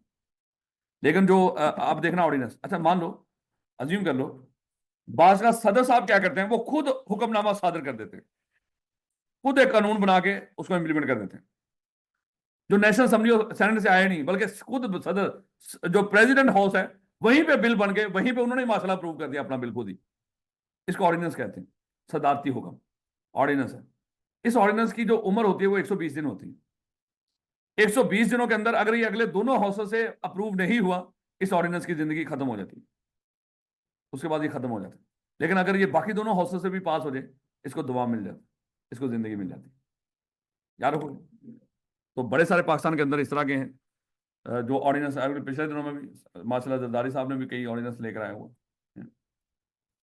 तो खैर कहता ordinance, the president if deem necessary to take immediate action, he has power to make an ordinance with the national assembly when the national assembly is not in session. अच्छा, ये तब होता है ऑर्डिनेंस जब नेशनल असेंबली सेशन में ना, और माशाल्लाह हमारी नेशनल असेंबली भी होती है, सारा कुछ होता है, तब भी ऑर्डिनेंस पे ऑर्डिनेंस आ रहा होता है। ये मुल्क है मेरे बच्चे, किस जिस तरह चलाया जा रहा है इनकी तरफ से। Such ordinance promulgated thus shall have the same force and effect as an act of the parliament। अच्छा, पार्लियामेंट से जो सारे हाउसेस से गुजर के बनता है उसको एक्ट कहते हैं।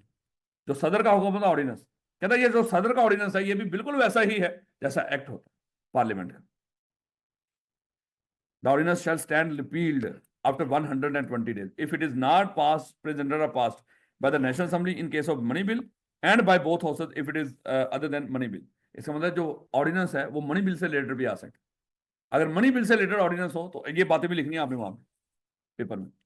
मनी बिल वो जो नेशनल असेंबली से ओरिजिनेट हो, वहां से सिर्फ कंसल्टेशन के लिए, रिकमेंडेशन के लिए, और सदर के पास, सदर डायरेक्टली भी मनी बिल का ऑर्डिनेंस जारी कर सकता है, बाद में मेरे बच्चे जब असेंबली ना हो तो बाद में वो क्या कर लिया जाता है, असेंबली से अप्रूव करवा लिया जाता है 120 दिनों।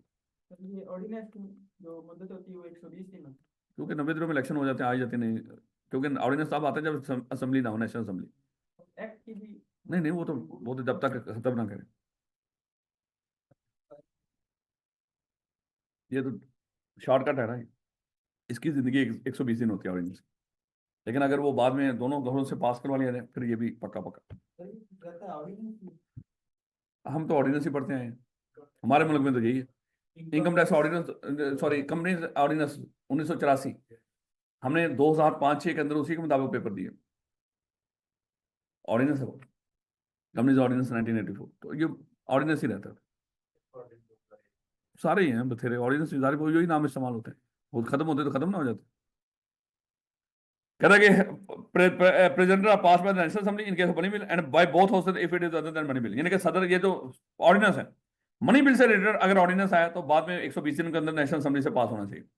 अगर मनी बिल के अलावा कोई ऑर्डिनेंस है तो दोनों हाउसेस से 120 दिन के अंदर पास होना चाहिए, नहीं तो खत्म हो जाएगा। आखिरी मेरे बच्चे लेजिस्लेशन, अभी हमने डिस्कस किया था लेजिस्लेशन करना किनका काम है, इस पार्लियामेंट का, इन तीन लोगों का। ऐसे ही मेरे बच्चों, इन सब से गुजर के कोई कानून बनता है तो एक्ट कहलाता है। चौधरी साहब अकेले ही कानून देते तो ऑर्डिनेंस होता है। लेकिन मेरे बच्चे अब ये लोग बड़े बिजी हैं और ये इतने टेक्निकल भी नहीं होते। इन्होंने क्या कर दिया, इन्होंने कहा कि देखो कानून साजी की पावर ना हम आगे कुछ और इदारों को ट्रांसफर कर देते हैं जो बड़े टेक्निकल लोग हैं। जैसे मान लो कहते हैं कि एजुकेशन से रिलेटेड कानून साजी हम कहते हैं एचईसी को दे दो, उन्होंने कहता है कि चार्टर्ड अकाउंटेंसी से रिलेटेड कानून साजी कहता है आईकैप को दे देते। कहते हैं कि अगर वो टैक्स से रिलेटेड कहता है एफबीआर है, उन्होंने कहा कि अगर ऑयल गैस कहता है कि नेपरा शेपरा है, एसएनजीपीएल ओगरा ये सारे हैं तो इनको दे देते हैं, फलाना इनको दे देते हैं। तो इस तरह क्या करता है, ये अपनी जो पावर मेकिंग है, जो उसकी ना लॉ मेकिंग पावर है, वो आगे और अदारों को दे देते हैं कि तुम बना दो कानून हमारे बिहाफ पे। फिर वो जब इदारे कानून बनाते हैं वो इदारे अदालतों में चैलेंज भी हो सकते हैं, वो अदारों के बनाए हुए कानून। ये एक्ट बनाया हुआ यहाँ पे जो ऑर्डिनेंस और एक्ट है ये अदालतों में चैलेंज नहीं हो सकता, वो पक्का पक्का कानून बन जाता है, अदालतें उस पर कुछ नहीं कर सकती। वो आइन के खिलाफ है ना, इनको कहते हैं जो मर्जी कानून बनाओ लेकिन आइन के अंदर रहते हो, वो आइन के खिलाफ है, इसलिए उसको किया हो। नहीं बेटा, ये बात समझ आ रही है कुछ? तो ये लोग क्या कर सकते हैं, ये अब ये जो इदारे कानून बना रहे हो कि ये एक्ट कानून उनका नहीं बनाया हुआ होगा, अगरचे उनकी निगरानी में ही है, यहां से अब ये बना के उनसे अप्रूवल लेते। जैसे अभी हमारा पेंडिंग है नई एजुकेशन पॉलिसी, क्यों पेंडिंग है भाई? वो नेशनल असेंबली से अप्रूव होनी है, अप्रूव होगी तो कैबिनेट से अप्रूव होनी है, कैबिनेट से अप्रूव होनी है, तो कैबिनेट से अप्रूव होगी तब जाके, इसका मतलब कानून साजी ये करते हैं लेकिन कहीं ना कहीं उनसे भी अप्रूवल होती है, याद रखोगे इसको। तो ये इदारे खुद ये कानून साजी कर रहे हैं। अब इसके फायदे भी हैं नुकसान भी है। कहता है in delegated legislation power is given to executive, ये जो इदारे हैं एस्टैब्लिशमेंट, ए मिनिस्टर और public body to make subordinate और delegated legislation for specified purpose only. जैसे local authorities for given statutory power to make bylaws which apply within a specific locality. इनको होता है ना कि खास इलाके को बायलॉज बनाने, जैसे आईकैप के बायलॉज हैं उनका खुद ही बना लो, फलाने इदारे के बायलॉज हैं खुद ही बना लो यार, उन्हीं को कह देते हैं हम रेलिवेंट बॉडी को। या लोकल लॉज हैं जो ये जो होते हैं ना हमारे लोकल बॉडीज, जो इलेक्शन भी होते हैं उससे रिलेटेड जो लोकल बॉडीज नहीं, बलदियाती इलेक्शन वो लोकल ही होते हैं ना, लोकल मामला को देखते हैं, उससे रिलेटेड कानून साजी में हम उनको दे देते हैं उस इलाके के लोगों को कुछ। वैसे कंट्रोल ओवर डेलीगेटेड लेजिस्लेशन, अच्छा ये डेलीगेटेड लेजिस्लेशन ये नहीं कि उनको कह दिया बनाओ तो बनाते रहते हैं, कंट्रोल भी रखते हैं। कंट्रोल क्या है? Parliament has some control over delegated legislation by restriction and defining the power to make rule. उनको कहते हैं तुम बनाओ लेकिन औकात में रहते हुए कानून साजी करनी। Rules made under delegated power to move legislation may be challenge in the courts on the ground that it is ultra vires. बात का तो उनको कोई ऐसी कानून साजी कर देता है वो इदारा जो उसकी औकात से बाहर होता है, फिर हम जाके अदालत में चैलेंज कर देते हैं, सर ये देखें अगरचे इनको पावर मिली हुई है पार्लियामेंट ने दी हुई है लेकिन इसने औकात से ये कानून सिर्फ पार्लियामेंट से ही अप्रूव होना चाहिए। तो इस तरह हम चैलेंज करके उस कानून को खत्म भी करवा सकते हैं। इस तरह कहते हैं in other words that it exceeds the prescribed limits or has been without the due compliance. यानी कि अगर वो जो अथॉरिटी उन्होंने दी थी पार्लियामेंट ने उससे तजावज करके या कानूनी रिक्वायरमेंट्स पूरी ना की हो किसी कानून में, तो अदालत में चैलेंज करके उसको खत्म भी करवा सकते हैं। लेकिन पार्लियामेंट का खत्म नहीं होगा जब तक पार्लियामेंट ना करे। If the objection is valid the court declare it void. यानी कि ये कंट्रोल है, यानी कि ऐसा कानून जिसको जाके हम अदालत में चैलेंज करके खत्म करवा सकते हैं। और वो भी जिन्होंने इनको डेलीगेट किए पावर वो भी देख रहे होते हैं, उन्होंने भी कोई अथॉरिटी तरीके से दी होती है। फायदे क्या है इसके? कहता टाइम बच जाता वो पार्लियामेंटेरियंस का। कहता है कि parliament does not have time to examine matter in detail, उनके पास टाइम ही नहीं होता है, वो अपनी कोई मनी लॉन्ड्रिंग छुपा रहा है, कोई कुछ छुपा रहा है बेचारा है, उनके पास टाइम ही नहीं होता। कहता है कि पार्लियामेंट डज नॉट है, वो कहीं कोई बेचारा अपने फॉर्म 47 बनवा रहा बैठा हुआ वो उस दिन का। कहता है कि parliament does not have time to examine matter in detail. कहता है एक तो ये फायदा हो जाता है, उनके पास टाइम नहीं होता बेचारों के पास, और ये लोग बना लेते हैं कानून। एक्सपर्ट ओपिनियन, ये जो इदारे होते हैं ये उस मामले में, जैसे FBI टैक्स के मामला में एक्सपर्ट है, ये अगर कानून बनाएगा तो ज्यादा बेहतर बनाएगा बजाय कि उनके जो नेशनल असेंबली CA से रिलेटेड कानून ये खुद बनाएगा, ICAI वाले ज्यादा बेहतर होगा बजाय कि माशाल्लाह खुश होते हैं राणा सनौला कानून बना रहा है ਤੁਹਾਡਾ। कहता है कि much of the content of delegated legislation, लेकिन वो वकील भी है, much of the content of delegated legislation is technical and is better work out in consultation with professional commercial और इंडस्ट्रियल ग्रुप्स आउटसाइड पार्लियामेंट। इसका ये भी फायदा हो जाता है, यानी कि टेक्निकल जो लोग होते हैं, जो प्रोफेशनल कोई कानून साजी है, कोई कमर्शियल है, इंडस्ट्रियल है, तो ये लोग भी बीच में कहीं ना कहीं शामिल होते हैं। फ्लेक्सिबल है, यानी कि इसको चैलेंज करके खत्म भी किया जा सकता है, चेंज भी हो सकता है। पार्लियामेंट का बनाया हुआ कानून चेंज नहीं होता, रिजेक्ट होता है।